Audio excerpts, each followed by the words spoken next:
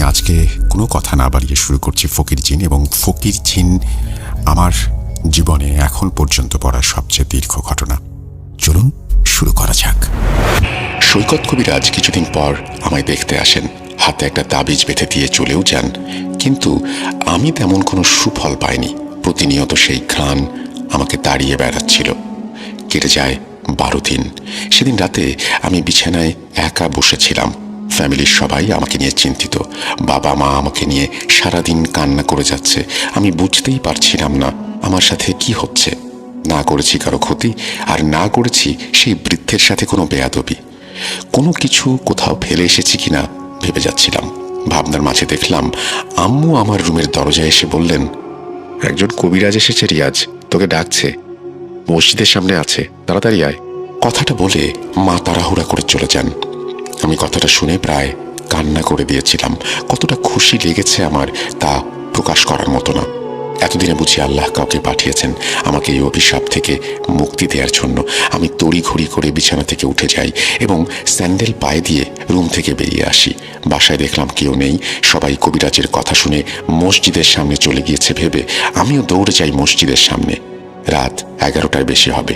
আমি মসজিদের সামনে গিয়ে দেখি আমার মা একা দাঁড়িয়ে আছেন, পুকুরের দিকে তাকিয়ে আছেন। আগের লেখায় আমি বলেছিলাম মসজিদের সামনে একটি পুকুর আছে। আমি মাকে কয়েকবার ডাক দিলাম, কবিরাজ কোথায় মা? আর তুমি এখানে একা দাঁড়িয়ে আছো যে? রাস্তেলার আব্বু কোথায়? আমার কথা শুনে মা কোনো উত্তর দেননি। একভাবে তিনি পুকুরের দিকে তাকিয়েছিলেন। আমি একটু এগিয়ে আম্মুর কাছাকাছি যেতে আম্মু আমার দিকে ঘুরে দাঁড়ান। জানি না কিভাবে প্রকাশ করব যে সেই মুহূর্তটা আমার কাছে কেমন লেগেছিল। আমার পুরো শরীর ভার হয়ে গিয়েছিল। আমার মায়ের শাড়ি পরে সেই বৃদ্ধ লোক দাঁড়িয়ে আছে সেখানে নির্জন মসজিদের সামনে একা। বৃদ্ধ লোকটা আমার দিকে এক দৃষ্টিতে তাকিয়েছিলেন। এদিকে আমার শরীরে কোনো শক্তি নেই, না পারছি দৌড়াতে, না পারছি চিৎকার করতে।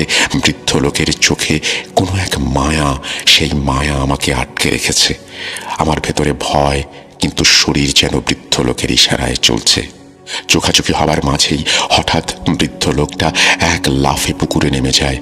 উনি পানিতে পড়ার 1 সেকেন্ড পরেই আমার কাঁধে কারো হাতের স্পর্শ পাই আমি। হঠাৎ কারো ছোঁয়া পেয়ে হুট করে আমি পেছনে তাকাই। আমার এমন আচমকা মাথা ঘোরানো দেখে আম্মু আব্বু ভয় পেয়ে যান। আম্মুকে দেখে আমি শরীরে কিছুটা শক্তি পাই আর তাকে জড়িয়ে ধরে কান্না শুরু করি। পুরুষ মানুষ সহজে কান্না করে না, হয়তো অনেক ভয় পাওয়ার পর ঘাতে, নয়তো অনেক আঘাত। আমি দুটোই পেয়েছিলাম। এই বৃদ্ধ লোক যেন আমাকে মানসিক আঘাত দিচ্ছে এবং একইভাবে ভয়ও দিচ্ছে। আমার কান্নার মাঝে আব্বু জিজ্ঞেস করেন আমি কেন এখানে এসেছিলাম। আমি কিছুটা শান্ত হয়ে আব্বু আম্মুকে সব খুলে বলি। সেটি শুনে ওনারা বলেন, কি বলিস? তুই আমাদের রুমে দেখতে পাসনি? তুই তো আমাদের সামনে দিয়ে বের হয়েছিস। আমরা তোকে কয়েকবার বললাম কোথায় যাচ্ছিস, কিন্তু তুই কোনো উত্তর না দিয়ে দৌড়ে এদিকে এসেছিস। ওনাদের কথা শুনে বরাবরের মতো এবারও আমি চমকে যাই। এ আমার কি হয়ে গেছে? এতদিন বৃদ্ধ লোক স্বপ্নে আসতো, এখন সরাসরি দেখা দিচ্ছে। আবার আমার চোখকেও বশ করে নিল। চোখের সামনে দাঁড়িয়ে থাকা মা বাবাকে আমি দেখতে পাইনি, তাদের শব্দ শুনিনি। বিশ্বাস করবেন কিনা জানি না, তবে এইটাই চিরন্তন সত্য। একবার ভাবুন তো, এই সময়টায় আপনি থাকলে কি করতেন? আপনি পারতেন স্বাভাবিক হতে? পারতেন নিজেকে যে কোনো ভাবনায় সান্ত্বনা দিতে? যাই হোক, সেদিন মা বাবা না গেলে হয়তো আমার অনেক বড় ক্ষতি হয়ে যেত। হয়তো বৃদ্ধ লোকটা আমাকে পানিতে চুবিয়ে মেরে ফেলতো, আর নয়তো অন্য কিছু। এদিকে এই অবধি অনেক কবিরাজের কাছে যাওয়া হয়েছে আমাদের। সবার মুখে একটাই কথা, পারবো না আমরা।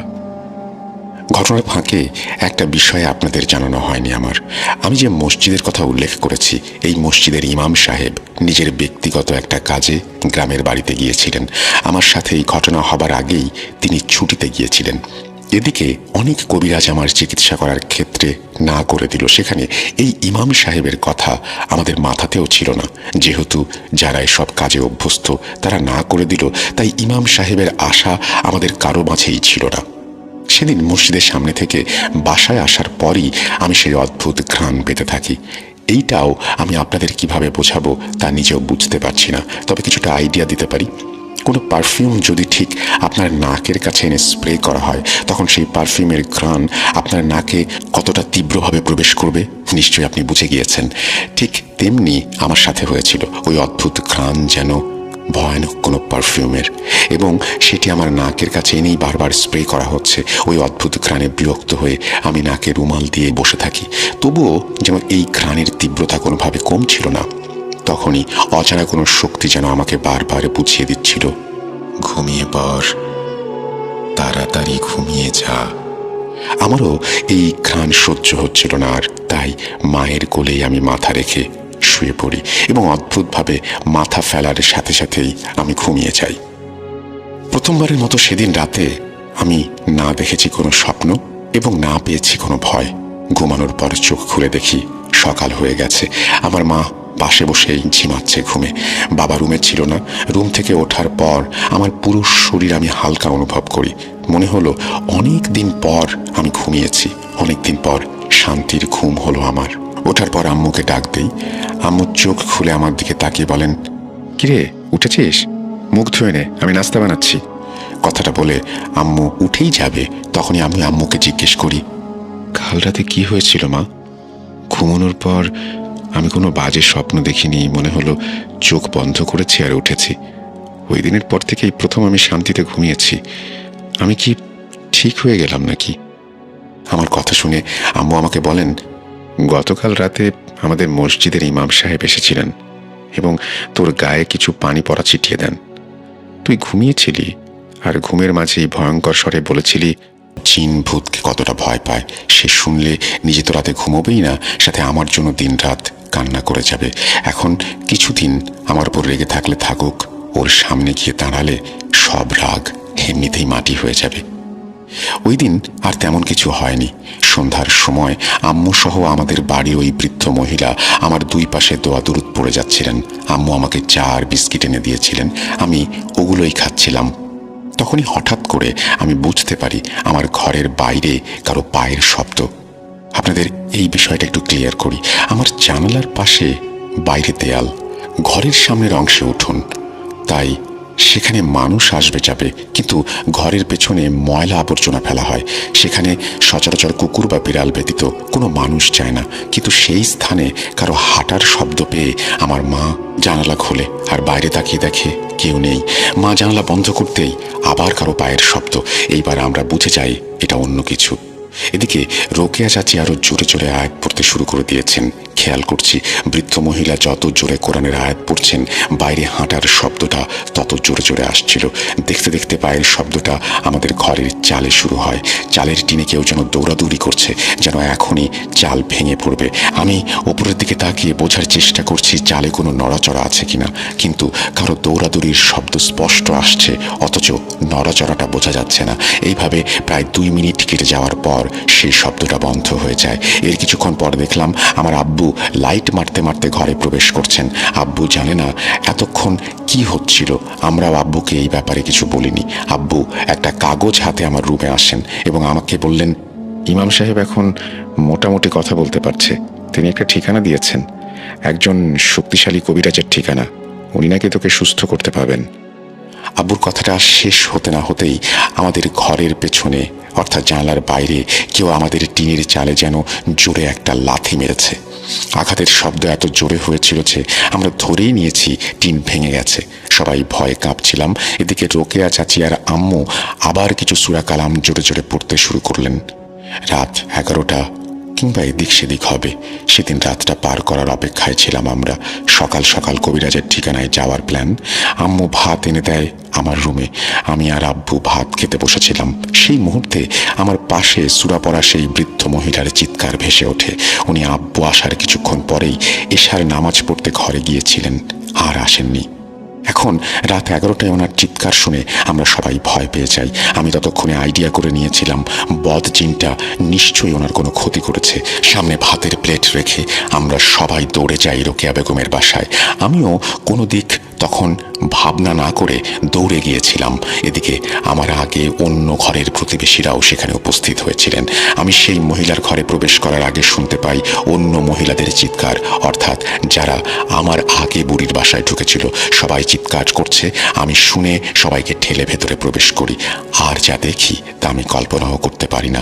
আমার শিঁট দ্বারা দিয়ে একটা কাঁপুনি বয়ে যায়। আমি দেখি রোকেয়া বেগমের পা বাঁকা হয়ে ঘুরে ওনার পেটের কাছে চলে এসেছে, ওনার হাত পা বাঁকা হয়ে ঘাড় ঘুরে আবার সামনে চলে এসেছে। চোখ দুটি থেকে ওনার রক্ত ঝরছিল, অর্থাৎ ওনাকে পুরো বলের মতো গোল বানিয়ে মাটিতে ফেলে রাখা হয়েছিল। এবং সবচেয়ে বড় কথা হচ্ছে উনি জীবিত। এত আঘাতের পরও উনি মারা যাননি। গলা দিয়ে এখনো গোঙানির শব্দ ভেসে আসছে। আমরা বুঝতে পারছিলাম উনি কতটা কষ্ট সহ্য করে যাচ্ছেন। আমি সহ বাড়ির কিছু ছেলে মেয়ে মহিলা তাকে সোজা করার চেষ্টা করি, কিন্তু ওনার হাত পা এমনভাবে বাঁকা করা হয়েছে যা সোজা করার মতো শক্তি আমাদের গায়ে নেই। লোহার মতো শক্ত ছিলেন উনি। বাড়ির মহিলারা দোয়া দুরুদ পড়তে শুরু করেন। ততক্ষণে কে যেন আমাদের মসজিদের মুয়াজ্জিনকে ডেকে নিয়ে আসেন। উনি এসে আমাদের সরতে বলেন। আমরা সবাই সরে দাঁড়াই। ওনার উপস্থিতিতে একটা সুগন্ধ ছড়িয়ে যায় ঘরে। এরপর মুয়াজ্জিন সাহেব কিছু সূরা কালাম পড়ে বৃদ্ধ মহিলার গায়ে ফু দেন। এইভাবে কিছুক্ষণ যাবার পর অলৌকিকভাবে আমাদের সামনেই ওনার হাত পা সোজা হয়ে যায়। আমরা কিভাবে আঘাত করেছে তা নিজের চোখেই দেখেছ। আমি সবার পক্ষ থেকে তোমাকে একটা কথা বলতে চাই, তুমি সুস্থ না হওয়া অবধি আপাতত কোনো আত্মীয়র বাসায় যাও। সুস্থ হবার পর আবার ফিরে এসো। তোমাকে নিয়ে এখন আমাদের সবার মনে ভয়ের সৃষ্টি হয়েছে। জাহাঙ্গীর সাহেবের কথা শুনে আমি মাথা নিচু করে দাঁড়িয়ে থাকি। যদিও একদিকে সব আমার জন্যই হচ্ছে, কিন্তু আমার তো দোষ নেই এখানে। আমি অসহায়। আমি করিনি সে জিনের কোনো ক্ষতি, আর আমি জানি না কেন সে আমার পিছু নিল। ভাবনার মাঝে আমার চোখ বেয়ে অশ্রুধারা নেমে আসে। এদিকে নীরবতা ভেঙে আমার আব্বু বলে ওঠেন, জাহাঙ্গীর সাহেব, কাল সকালেই আমরা রিয়াজকে কবিরাজের কাছে নিয়ে যাচ্ছি। রাতটা রিয়াজ বাসায় থাকুক। যদি কাল কোনো সমাধান না হয় তবে রিয়াজ তার বোনের বাড়িতে চলে যাবে, আমি কথা দিচ্ছি। আব্বুর কথা শুনে জাহাঙ্গীর সাহেব কেমন যেন রেগে গেলেন। উনি এবার কড়া শব্দে বলে ওঠেন, আপনারা কি আমাদের মারতে চান নাকি? এখানে আপনার ছেলের জন্য আমরা সবাই বিপদে আছি। আমাদের জন্য তো আপনাদের ভাবনা করা উচিত। জাহাঙ্গীর সাহেব কথাটা শেষ করার আগেই কোথা থেকে যেন একটা গাছের ডাল উড়ে এসে জাহাঙ্গীর সাহেবের গায়ে পড়ে। জাহাঙ্গীর সাহেব সেই ডালের আঘাতে চেয়ার থেকে নিচে পড়ে যান, যা দেখে আমরা সবাই ভয় পেয়ে যাই। এদিকে তখনই বাড়িতে কারেন্ট চলে গেছে। সবাই তাড়াহুড়ো করে ফোন বের করে ফ্ল্যাশ লাইট অন করে দেখে জাহাঙ্গীর সাহেবের হাত পা সেই বুড়ির মতো বাঁকা হয়ে আছে এবং চোখ থেকে তার রক্ত ঝরছিল। বুড়ির মতো উনিও গোঙানির শব্দ করে যাচ্ছিলেন। এই দৃশ্য দেখে হঠাৎ মহিলারা চিৎকার দিয়ে দৌড়ে পালাতে শুরু করেন। সবার মুখে শোনা যাচ্ছিল, জিন আসছে, জিন আসছে। আতঙ্কিত হয়ে অনেকে ঘর ছেড়ে চলে যায়। এদিকে আমি সহ কয়েকজন জাহাঙ্গীর সাহেবকে ধরতে যাই, কিন্তু হাত পা বাঁকা হয়ে যাওয়ায় উনি বুড়ির মতো গোল হয়ে গেছেন। কোনো রকমে ওনাকে কোলে তুলে আমরা ওনার ঘরে নিয়ে যাই। জাহাঙ্গীর সাহেবকে বিছানায় রাখতেই জাহাঙ্গীর সাহেবের বড় ছেলে মুয়াজ্জিনকে ডাকার জন্য ঘর থেকে বেরিয়ে যায়। কিন্তু এদিকে জাহাঙ্গীর সাহেবের ছোট ছেলে, অর্থাৎ যে বয়সে আমার থেকেও ছোট, সে দৌড়ে এসে আমার গালে কয়েকটা থাপ্পড় মেরে যায় এবং আমাকে রাগান্বিত কণ্ঠে বলে, তোর জন্য আমার বাবার আজকে এই অবস্থা। তোকে আজ আমি মেরেই ফেলবো। কথাটা বলে যখন আবার আমার গায়ে হাত তুলতে আসবে, তখনই আমাদের সামনে অলৌকিকভাবে তার হাত অবশ হয়ে যায়। জাহাঙ্গীর সাহেবের ছেলে তার হাত ধরে চড়ে একটা চিতান এবং তিনি বলেন, জাহাঙ্গীর সাহেবকে রুমে একা রেখে সবাই বেরিয়ে যান। মুয়াজ্জিন সাহেবের কথায় সবাই সেটাই করে। আমরা সবাই উঠোনে চলে আসি। এরপর মুয়াজ্জিন সাহেব আমাদের বললেন, এইসব ভূত প্রেত সম্বন্ধে আমার তেমন কোনো ধারণা নেই, কিন্তু আমার চেহারা নিয়ে যে এসেছে সেটা ঠিক হয় কিনা। মুয়াজ্জিন সাহেবের কথায় আমরা সবাই বাইরে অপেক্ষা করতে থাকি। আমি সবার পেছনে একটা কোনায় অসহায়ের মতো দাঁড়িয়ে আছি। বুক ফেটে আমার কান্না আসছিল। কি হচ্ছে আমার সাথে? 4 ঘন্টার পথ আমি 4 দিন কিভাবে পার করেছি, ওটা নিয়ে আমার মাঝে বেশ উত্তেজনার সৃষ্টি হয়েছিল। হয়তো ওই 4 দিন আমাকে কেউ কোথাও নিয়ে গিয়েছিল, জানি না, কিন্তু আমার মনে ওই 4 দিন আর ভিখারিকে নিয়ে নানা প্রকার প্রশ্ন জেগেছে। কেন হচ্ছে এসব আমার সাথে? এর রহস্য কি? আমি জানি না, কিচ্ছু জানি না। এসব ভাবনা করে যাচ্ছে রিয়াজ। সে সেই মুহূর্তে বাড়ির ওপর দিয়ে একটা দমকা হাওয়া বয়ে যায়। মনে হচ্ছিল বাতাসটি শুধু রিয়াজের বাড়ির ওপর দিয়েই বয়ে যাচ্ছে, অন্য কোথাও সে বাতাসের কোনো চিহ্ন পাওয়া যায়নি, কারণ বাড়ির বাইরে থাকা গাছগুলো এখনো সোজা হয়ে দাঁড়িয়ে রয়েছে। সবাই বাতাসের ভাব দেখে বুঝে গেছে জিন উপস্থিত হয়েছে। বাতাসটি যেন সোজা জাহাঙ্গীর সাহেবের বাসার ভেতরে ঢুকে গেল। কিছুক্ষণ সবাই বাসার বাইরে অপেক্ষা করে, এরপর কিছু না ভেবে সবাই তাড়াহুড়ো করে দৌড়ে যায় জাহাঙ্গীর সাহেবের রুমের দিকে। জাহাঙ্গীর সাহেবের রুমে গিয়ে সবাই খেয়াল করে জাহাঙ্গীর সাহেব বিছানায় সোজা হয়ে শুয়ে আছে। আর কারো বুঝতে বাকি রইল না জিন জাহাঙ্গীর সাহেবকে ঠিক করে গেছেন। এখন সবাই মোটামুটি নিশ্চিত হয়ে গেছে এটা কোনো ভালো জিন। আবার অনেকে সন্দেহ করে যাচ্ছে সেই খারাপ জিনটাই জাহাঙ্গীর সাহেবকে ঠিক করে গেছেন। হয়তো সে শুধু রিয়াজের ক্ষতি করতে চায়, এই জন্য বারবার রিয়াজ ক্ষতিগ্রস্ত হচ্ছে। কিন্তু রিয়াজকে কেউ হেল্প করতে আসলে বা ক্ষতি করতে আসলে সেই জিন সাথে সাথে রেগে যায়। জিনের উদ্দেশ্য হয়তো অন্য কিছু, যা কারো ধারণার বাইরে। সবাই জাহাঙ্গীর সাহেবের সাথে রুমে বসে কথাবার্তা বলার চেষ্টা করে, কিন্তু জাহাঙ্গীর সাহেবের মুখ দিয়ে কোনো আওয়াজ বের হচ্ছিল না। তিনিও রোকেয়া বেগমের মতো চুপচাপ শুয়ে রইলেন। সবার মাঝে দাঁড়ানো অবস্থায় হঠাৎ রিয়াজ সেই অদ্ভুত গন্ধটি পেতে শুরু করলো। রিয়াজের নাকে সেই গন্ধটি আসতেই তার মাথাটা চক্কর দিয়ে ওঠে, যেন রিয়াজ এই মুহূর্তে মাথা ঘুরে পড়ে যাবে।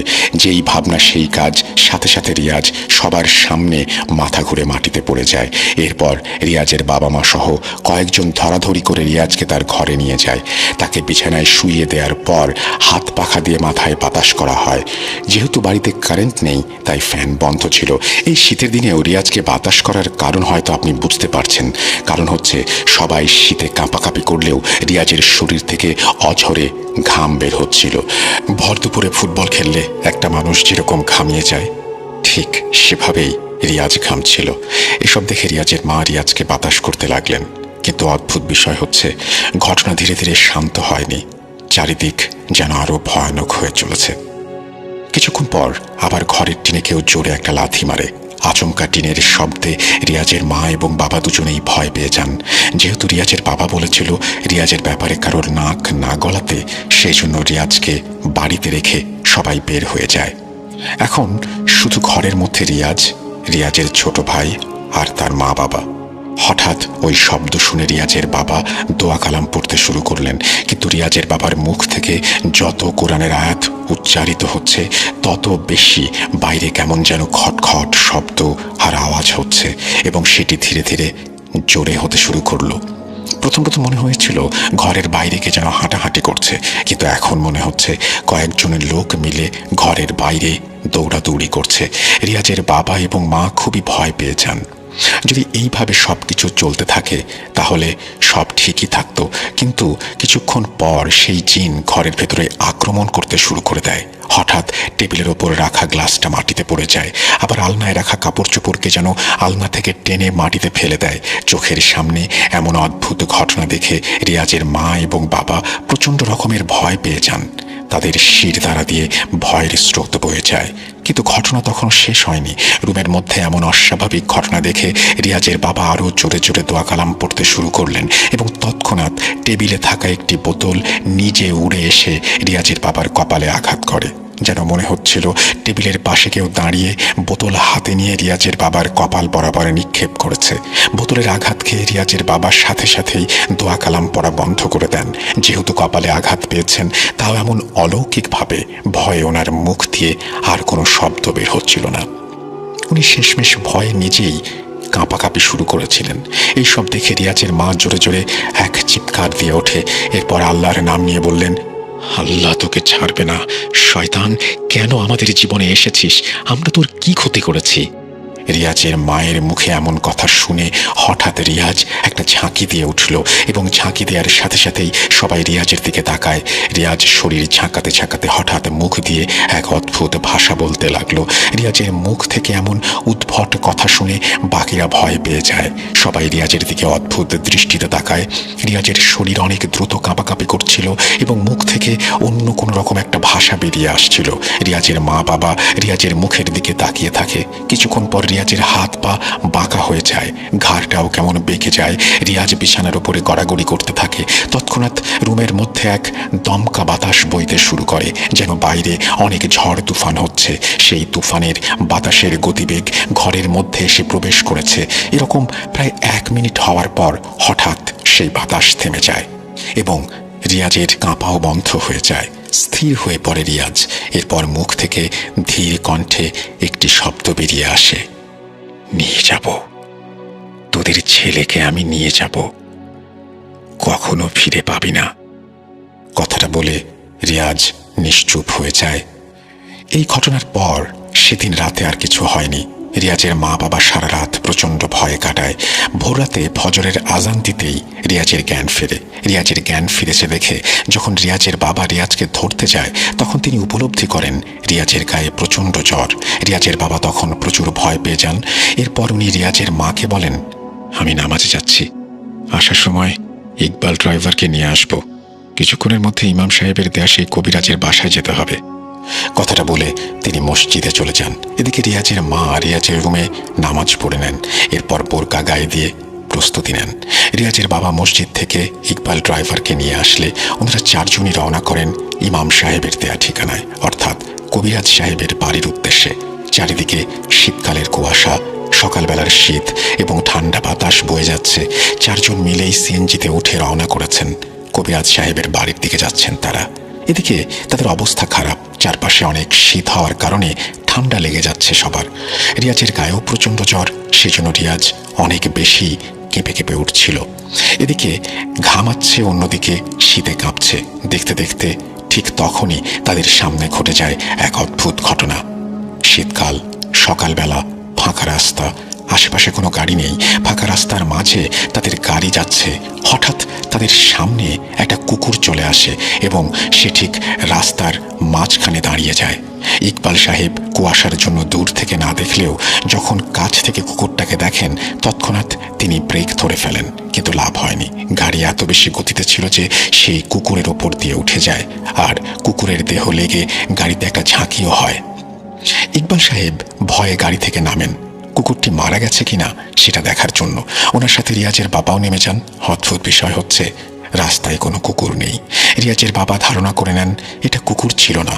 ওনারা দৌড়ে গাড়িতে উঠে যান। ইকবাল সাহেব তখনই খেয়াল করেন ওনার গাড়ির স্ট্যান্ডে রক্ত লেগে আছে। ভয়ে ইকবাল সাহেব এবার কাঁপতে শুরু করেন। রিয়াজের বাবা সাথে সাথে দোয়া পড়তে শুরু করেন এবং মনে মনে বলেন, আল্লাহ, আমরা যাতে কবিরাজের বাড়ি অবধি যেতে পারি, তুমি আমাদের সাহায্য করো।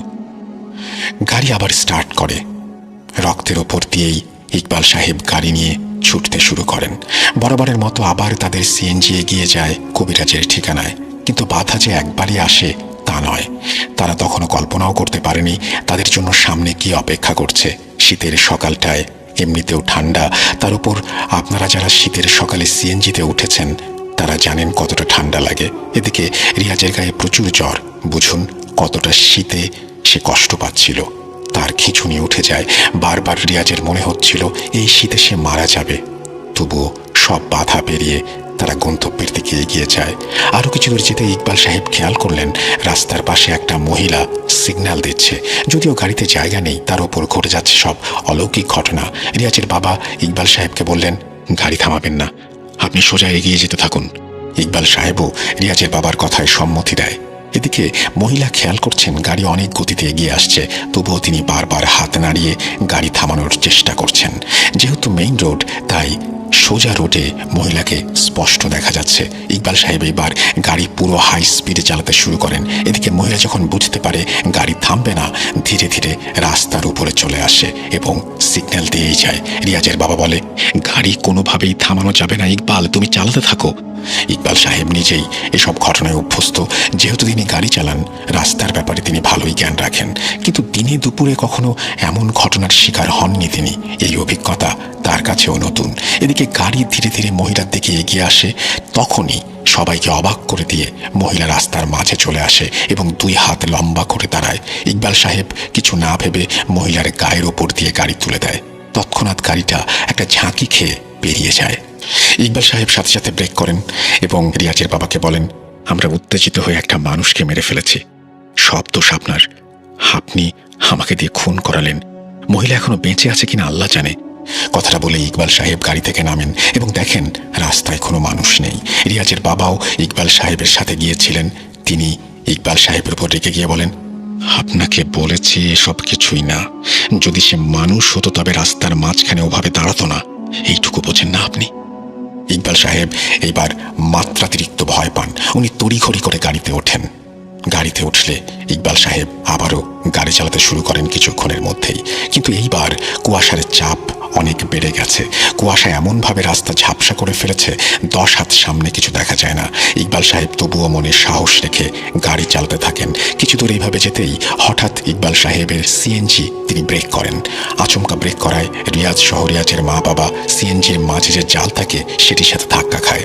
রিয়াজের বাবা জিজ্ঞেস করেন, কি হলো ইকবাল, ব্রেক করলে কেন? ইকবাল সাহেব সবাইকে সামনে তাকাতে বলেন। তারা দেখেন বড় একটি গাছ ভেঙে রাস্তার উপরে পড়েছে। যদি ইকবাল সাহেব ব্রেক না করতেন তবে গাছের গুড়ির সঙ্গে ধাক্কা খেয়ে সিএনজিটি তছনছ হয়ে যেত। এত মোটা গাছ সরানোর শক্তিও তাদের নেই। মাত্র 2 জন লোক, কখনো পারবেন না তারা এই গাছ সরাতে। সবচেয়ে বড় কথা, শীতে সবার হাত পা বরফ হয়ে গেছে। শক্তি খাটিয়ে কাজ করার কোনো উপায় নেই। ইকবাল সাহেব রিয়াজের বাবাকে প্রশ্ন করলেন, এখন কি করবেন? যাওয়ার সব পথ বন্ধ। ইকবালের কথা শুনে রিয়াজের বাবা কিছুক্ষণ চুপ থেকে বললেন, আপনার গাড়িতে কোনো বাটাম আছে? তখনই ইকবাল সাহেব গাড়ি থেকে নামেন এবং সিএনজির পেছন থেকে একটা লোহা বের করেন। এরপর বলেন, ভাগ্যিস আমি লোহাটা ঘরে রাখিনি। আশরাফ ভাই নিয়েছিল। সন্ধ্যায় বাজার থেকে আমাকে ফেরত দিয়েছে। আমি আবার পেছনে রেখেও দিয়েছি। ঘরে রাখতে ভুলে গিয়েছিলাম। নয়তো এই সময় একটা বিশাল বিপদে পড়ে যেতাম আমরা। চলুন গাছ সরানো যাক। কথা বলে ইকবাল সাহেব লোহা নিয়ে এগিয়ে যান। রিয়াজের মা রিয়াজকে জড়িয়ে ধরে দোয়া কালাম পড়তে থাকেন। ইকবাল এবং রিয়াজের বাবা লোহা দিয়ে কোনো রকমে গাছের একটা পাশ সরানোর চেষ্টা করেন, যাতে কোনোভাবে গাড়িটাকে সেখান থেকে সরিয়ে নেওয়া যায়। কয়েক মিনিট এভাবে চেষ্টা করার পর সবাই শুনতে পায় গাড়ির পেছন থেকে একটা গর্জন ভেসে আসছে। সাথে সাথে রিয়াজ এবং বাকিরা ভয়ে আঁতকে ওঠে। ইকবাল এবং রিয়াজের বাবা গাড়ির সামনে থাকলেও গাড়ির ভেতরে রিয়াজ এবং রিয়াজের মা। আওয়াজটা ঠিক পেছন দিক থেকে আসছে। রিয়াজের বাবা তখনই জোরে জোরে সূরা পড়তে শুরু করেন। ফলে গাড়ির ভেতরে রিয়াজ এবং তার মা খেয়াল না করলেও ইকবাল এবং রিয়াজের বাবা দেখেন গাড়ির পেছন থেকে একটা বিশাল দেহের মানব আকৃতির কুকুর একটা ঝোপে ঢুকে গেল।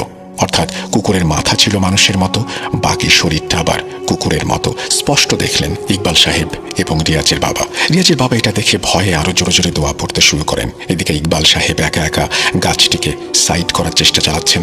তিনি আরো খেয়াল করেন রাস্তার পাশের ঝোপঝাড়ে কারো ধস্তাধস্তির শব্দ, যেন ঝোপের ভেতর কেউ মারামারি করে যাচ্ছে। একটার পর একটা ভয়ানক ঘটনা ঘটেই চলেছে। রিয়াজের বাবার মুখ থেকে আল্লাহর বাণী থামছেই না। তিনি যত সূরা পারেন একে একে পড়তে শুরু করেন। এইভাবে আরো কয়েক মিনিট যাবার পর ইকবাল সাহেব বললেন, যেটুকু খালি হয়েছে তাতে গাড়িটা চলে যাবে, আসুন। এই বলেই ইকবাল সাহেব গাড়ির দিকে এগিয়ে যান। পেছন পেছন রিয়াজের বাবাও আসেন এবং ঝামেলা ছাড়া এবার গাড়ি স্টার্ট দিয়ে তারা রওনা করেন কবিরাজের ঠিকানায়। অবশেষে প্রায় 1.5 ঘন্টা পর তারা কবিরাজের বাড়ির সামনে আসেন। রিয়াজের বাবা গাড়ি থেকে নেমেই খেয়াল করেন চাপ দাড়ি সহ একজন মুরব্বী দাঁড়িয়ে আছেন, যেন তিনি রিয়াজের জন্যই অপেক্ষা করছেন। রিয়াজের বাবা কিছু বলার আগেই উনি বললেন, গাড়ির পেছন থেকে দৌড়ে পালিয়ে যাওয়া মানব কুকুরটি বদজিন ছিল। সাথে সাথে আমি আমার জিনদের পাঠিয়ে তাদের আটকিয়েছি। ঝোপের মাঝে যে ধস্তাধস্তি শুনেছেন সেটি আমার জিন আর সেই বদ জিনের ধস্তাধস্তি। পরবর্তীতে বদ জিন আর আপনাদের বাধা দিতে পারেনি, কারণ আমার জিনরা তাকে ধরে রেখেছিল। আপনিও অনেক সূরা পড়েছেন, তাই জিনগুলো কিছুটা দুর্বল হয়ে পড়েছিল, নয়তো রাস্তাতেই আজ আপনাদের মেরে ফেলতো তারা। মুরব্বীর কথা শুনে রিয়াজের বাবা অবাক হয়ে তাকিয়ে থাকেন। উনি সবকিছু জানেন কিভাবে? এতদিন পর একজন ভালো কবিরাজ পেয়েছেন দেখে রিয়াজের বাবা কবিরাজের কাছে আকুতি মিনতি করতে থাকেন। আল্লাহ আপনাকে ওসিলা করে হয়তো পাঠিয়েছেন। আমি জানি আল্লাহর বাণী ব্যতীত কারো সাধ্য নেই অলৌকিক এই শক্তিকে আটকানোর। হয়তো অনেকের কৌশল জানা আছে, আবার অনেকের নেই। আপনি দয়া করে আমার ছেলেটিকে সুস্থ করে দিন। অনেক কষ্ট পাচ্ছে আমার ছেলেটা। হুজুর মুচকি হেসে বলেন, ইনশাআল্লাহ আমি অবশ্যই চেষ্টা করব, কিন্তু আপনাদের কারো মধ্যে আমি সেই বদ জিনকে হাজির করব। তুলারা শিকার। হুজুরের কথায় রিয়াজের বাবা কিছুক্ষণ চুপ থেকে বললেন, রিয়াজের তুলা রাশি। হুজুর আবার মুচকি হেসে বললেন, চিন্তার কিছু নেই, ওর কিছু হবে না। আমি শুধু ওর দেহে জিন হাজির করব। জিনের সমস্যা কি তা জানতে চাইব। আপনারা আসুন, বাড়ির সামনে দাঁড়িয়ে থাকবেন নাকি? এরপর কবিরাজের সাথে সবাই বাসায় প্রবেশ করলেন। হুজুরের বাসার ভেতরটা একটু অদ্ভুত। যে রুমে তিনি কাজ করেন সেই রুমটার চারপাশে লাল কাপড় দিয়ে পর্দা টাঙানো। মেঝেতে একটা গোল বৃত্তের মধ্যে কিছু একটা আছে, যেখানে আরবি কিছু অক্ষর লেখা। হুজুর বলেন, রিয়াজকে এই বৃত্তের মাঝে বসান, এই বৃত্তের বাইরে বদজিন আসতে পারবে না। হুজুরের কথা মতো রিয়াজকে গোল বৃত্তের মাঝে বসানো হয়। তখনই হুজুর আবার বলেন, আপনারা সবাই একটু দূরে দাঁড়ান, যত কিছুই হয়ে যাক ভুলেও বৃত্তের মাঝে প্রবেশ করবেন না। হুজুরের কথা অনুযায়ী ইকবাল সাহেব এবং রিয়াজের মা বৃত্ত থেকে 7-8 হাত দূরে গিয়ে দাঁড়িয়ে থাকেন। এরপর হুজুর 4টা মোমবাতি হাতে নেন, তারপর সারিবদ্ধভাবে মোমবাতিগুলো জ্বালিয়ে দেন। তারপর হুজুর রিয়াজের বাবাকে বললেন, আপনারা পেছনে বাতির সুইচ আছে ওটা বন্ধ করে দিন। হুজুরের কথায় রিয়াজের বাবা লাইট অফ করে দেয়। পুরো 4টি মোমবাতি ছাড়া ঘরে আর কোনো আলো নেই। এরপর হুজুর মনে মনে কি যেন দোয়া পড়লেন এবং কিছুক্ষণ পর চোখ বন্ধ করে বিড়বিড় করে কিছু উচ্চারণ করলেন। বৃত্তের মাঝে তখনও রিয়াজ শীতে কাঁপছে, ভয় পাচ্ছে সে। হুজুর 3-4 মিনিট কিছু মন্ত্র পড়ার পর আচমকা রিয়াজ বৃত্তের মাঝে শুয়ে পড়ে। হুজুর সাথে সাথে চোখ খোলেন। রিয়াজের মা, বাবা এবং ইকবাল শুধু দেখে যাচ্ছিলেন। হুজুর তখনই আওয়াজ করে বলেন, কিরে, শুয়ে শুয়ে ঘুমাচ্ছিস নাকি? ওঠ। হুজুরের কথা শেষ হতেই রিয়াজ শোয়া অবস্থায় হাসতে শুরু করে। হাসিটা স্বাভাবিক নয়। তোর পরিবারকেও কিন্তু আমি শেষ করে দেবো, কেউ বাঁচবে না, রিয়াজকেও মরতে হবে। কথাটা বলে রিয়াজ নিজে মুখ খামচে ধরে নিজেই। ক্রমাগত সে নিজের নখ দিয়ে নিজেকে আঁচড় কাটতে থাকে। এই সব দেখে রিয়াজের মা কান্নায় ভেঙে পড়ে। ততক্ষণে হুজুর একটা কাচের বোতল বৃত্তের সামনে রেখে রিয়াজের দিকে আটা ছুঁড়ে মারে। অদ্ভুতভাবে সবার সামনে রিয়াজের শরীর থেকে একটা সাদা আলো বেরিয়ে এসে বোতলের ভেতর ঢুকে যায়। হুজুর সাথে সাথে বোতলের মুখ বন্ধ করে দেন। এদিকে বৃত্তের মাঝে রিয়াজ জ্ঞান হারিয়ে শুয়ে পড়ে। হুজুর জিন বন্দি করা সেই বোতলের ওপর লাল সুতো বেঁধে দেন। সুতোগুলো সাধারণ সুতো নয়, সেগুলো সবই পড়া সুতো। এরপর হুজুর বলেন, রিয়াজ এখন পুরোপুরি সুস্থ। শয়তান জিন রক্ষা না পেয়ে রিয়াজের মুখে আঘাত করেছে। ডাক্তারের কাছ থেকে কিছু ওষুধ নিয়ে খাওয়ালে ঠিক হয়ে যাবে। আর আমি এই বদজিনকে মাটির নিচে পুঁতে আসবো, চিন্তার কিছু নেই। রিয়াজের মা দৌড়ে গিয়ে রিয়াজকে জড়িয়ে ধরে এবং কান্না শুরু করে। রিয়াজের বাবার চোখেও পানি টলমল করছে। হুজুরকে হাদিয়া হিসেবে টাকা দিতে চাইলে হুজুর টাকা নেন না। উল্টো তিনি বলেন, আপনি আমাকে না দিয়ে একটা গরু জবাই করে আল্লাহর নামে এলাকায় গরিবদের খাইয়ে দিন। আমার ভালো জিনেরাও আপনার সেই দাওয়াতে যাবে। তবে মনে রাখবেন, গরুর হাড্ডি এবং তাজা রক্তগুলো পরিষ্কার একটি স্থানে রাখবেন। আমার জিনরা ওটা খেয়ে নেবে। সেদিন কবিরাজকে বিদায় দিয়ে রিয়াজের বাবা বাসায় চলে আসেন। রিয়াজ সুস্থ হওয়ায় রিয়াজের স্ত্রী তাজকিয়াও শ্বশুর বাড়িতে আসে। যদিও পরে সব জেনে যায় তাজকিয়া। অন্যদিকে কবিরাজের কথা অনুযায়ী রিয়াজের বাবা একটা গরু জবাই করে গরিবদের দাওয়াত করে খাওয়ান এবং হাড্ডির সাথে তাজা রক্ত একটি পরিষ্কার প্লাস্টিকের ওপর রেখে দেন তিনি। সারা রাত ওগুলো ওখানে ছিল। সকালবেলা খেয়াল করেন পুরো প্লাস্টিক একেবারে পরিষ্কার, অর্থাৎ প্লাস্টিকের ওপর এক ফোঁটা রক্তও নেই। সবাই বুঝে যায় জিনরা এসে খেয়ে গেছে। এইভাবে প্রায় 1 মাস কেটে যাওয়ার পর একদিন রাতে হঠাৎ রিয়াজের ঘুম ভেঙে যায়। রুমে পুরো অন্ধকার। রিয়াজ তাকিয়ে দেখে তাজকিয়া জানালা খুলে বাইরে তাকিয়ে আছে। রিয়াজ মোবাইল হাতে নিয়ে দেখে রাত 2:18। এত রাতে তাজকিয়া জানালায় কি করছে ভেবে রিয়াজ উঠে বসে। তখনই সেই অদ্ভুত ঘ্রাণ রিয়াজের নাকে এসে ঢোকে। এদিকে তাজকিয়া জানালার দিকে তাকিয়ে বিড়বিড় করে কি যেন বলে। রিয়াজ বিছানা থেকে নেমে তাজকিয়ার কাছে যায়। তাজকিয়া তখনও জানালার দিকে তাকিয়ে বিড়বিড় করে যাচ্ছে। রিয়াজ ধীর পায়ে তাজকিয়ার কাঁধে হাত রাখতেই তাজকিয়া বিড়বিড় করা বন্ধ করে দেয়। রিয়াজ কিছুটা বুঝতে পারে, যেহেতু কদিন আগেই সে এসব থেকে বেরিয়ে এসেছে, তাই এখন এসব বিষয় রিয়াজের কাছে অনেকটাই পুরনো বা পরিচিত। রিয়াজ কাঁপা স্বরে বলে, কি দেখছো তুমি? আর এত রাতে কি সব বলছো? রিয়াজের কথা শুনে তাজকিয়া কেমন একটা আচরণ করতে শুরু করে, যেন অনেক রেগে গেছে। জোরে জোরে নিঃশ্বাস নিচ্ছে এবং এক দৃষ্টিতে জানালার বাইরে তাকিয়ে আছে। রিয়াজ আর কিছু একটা প্রশ্ন করতে যাবে, সেই মুহূর্তে তাজকিয়া মাথা ঘুরিয়ে সেখানেই জ্ঞান হারায়। রিয়াজের চোখের সামনে তাজকিয়া মাটিতে শুয়ে পড়ে। মাটিতে হাঁটু ফেলে রিয়াজ তাজকিয়াকে কোলে নেয়। এরপর বিছানায় এনে শুয়ে দেয়। শুয়ে দেওয়ার পর রিয়াজ এই ব্যাপারে চিন্তিত হয়ে পড়ে। জিনের প্রভাব কোনোভাবে তাজকিয়ার দেহে এসেছে কিনা তা নিয়ে ভাবতে থাকে। কিন্তু আসবে কেন? হুজুর তো নিজের হাতে সেই জিনকে বন্দি করেছেন। রিয়াজের এইবার সন্দেহ হয় জিনের মেয়েটাকে নিয়ে কোনোভাবে সে ফিরে আসেনি তো। ভাবনার মাঝে রিয়াজ খেয়াল করে জানালা এখনো খোলা। আবার উল্টো ঘুরে রিয়াজ জানালার কাছে চলে যায় এবং জানালা বন্ধ করার জন্য কাঠের ঢাকনা ধরে টান দেয়। তখনই তাজকিয়া রিয়াজের রুমে প্রবেশ করে বলল, কি ব্যাপার, এত রাত্রে জানলা খুলে কি করছেন? রিয়াজ হতভম্ব হয়ে যায়। সাথে সাথে মাথা ঘুরিয়ে বিছানায় তাকিয়ে দেখে কেউ নেই। রিয়াজ ভয়ার্ত স্বরে তাজকিয়াকে বলল, কোথায় ছিলে তুমি? রিয়াজের প্রশ্ন শুনে তাজকিয়া স্বাভাবিকভাবে বলল, বাথরুমে গিয়েছিলাম, তুমি ঘুমাচ্ছিলে তাই ডাকিনি। রিয়াজ স্তব্ধ হয়ে যায়। সঙ্গে সঙ্গে জানালা বন্ধ করে রিয়াজ তাজকিয়ার কাছে আসে। এরপর আয়াতুল কুরসি পড়ে তাজকিয়ার গায়ে ফু দেয় 3 বার। কিন্তু তাজকিয়ার চিৎকারে তাজকিয়া জেগে যায় আর ঘুমন্ত স্বরে বলে, কি হলো আপনার? চিৎকার দিলেন কেন?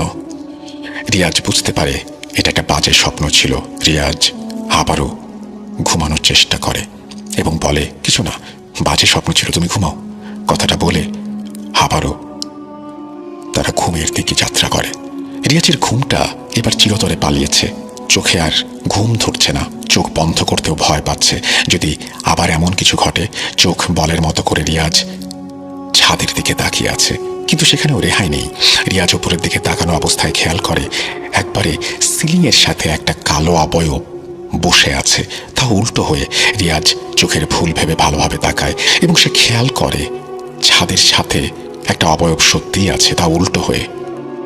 স্পষ্ট দেখা যাচ্ছে হুবহু মানুষের মতো। রিয়াজ এমন ভয়ানক দৃশ্য দেখে চোখ বন্ধ করে ফেলে। এই দৃশ্য যেন তাকে আর দেখতে না হয়। চোখ বন্ধ করার সাথে সাথে রিয়াজ সেই অদ্ভুত গন্ধটি পেতে শুরু করে। এটি যেন অবয়বটার দেহের ঘ্রাণ। মনে মনে রিয়াজ দোয়া দুরূদ পড়তে শুরু করে। সকাল হলেই সেই কবিরাজের কাছে যাবার সিদ্ধান্ত নেয়। কিছু সূরা পাঠ করে সে।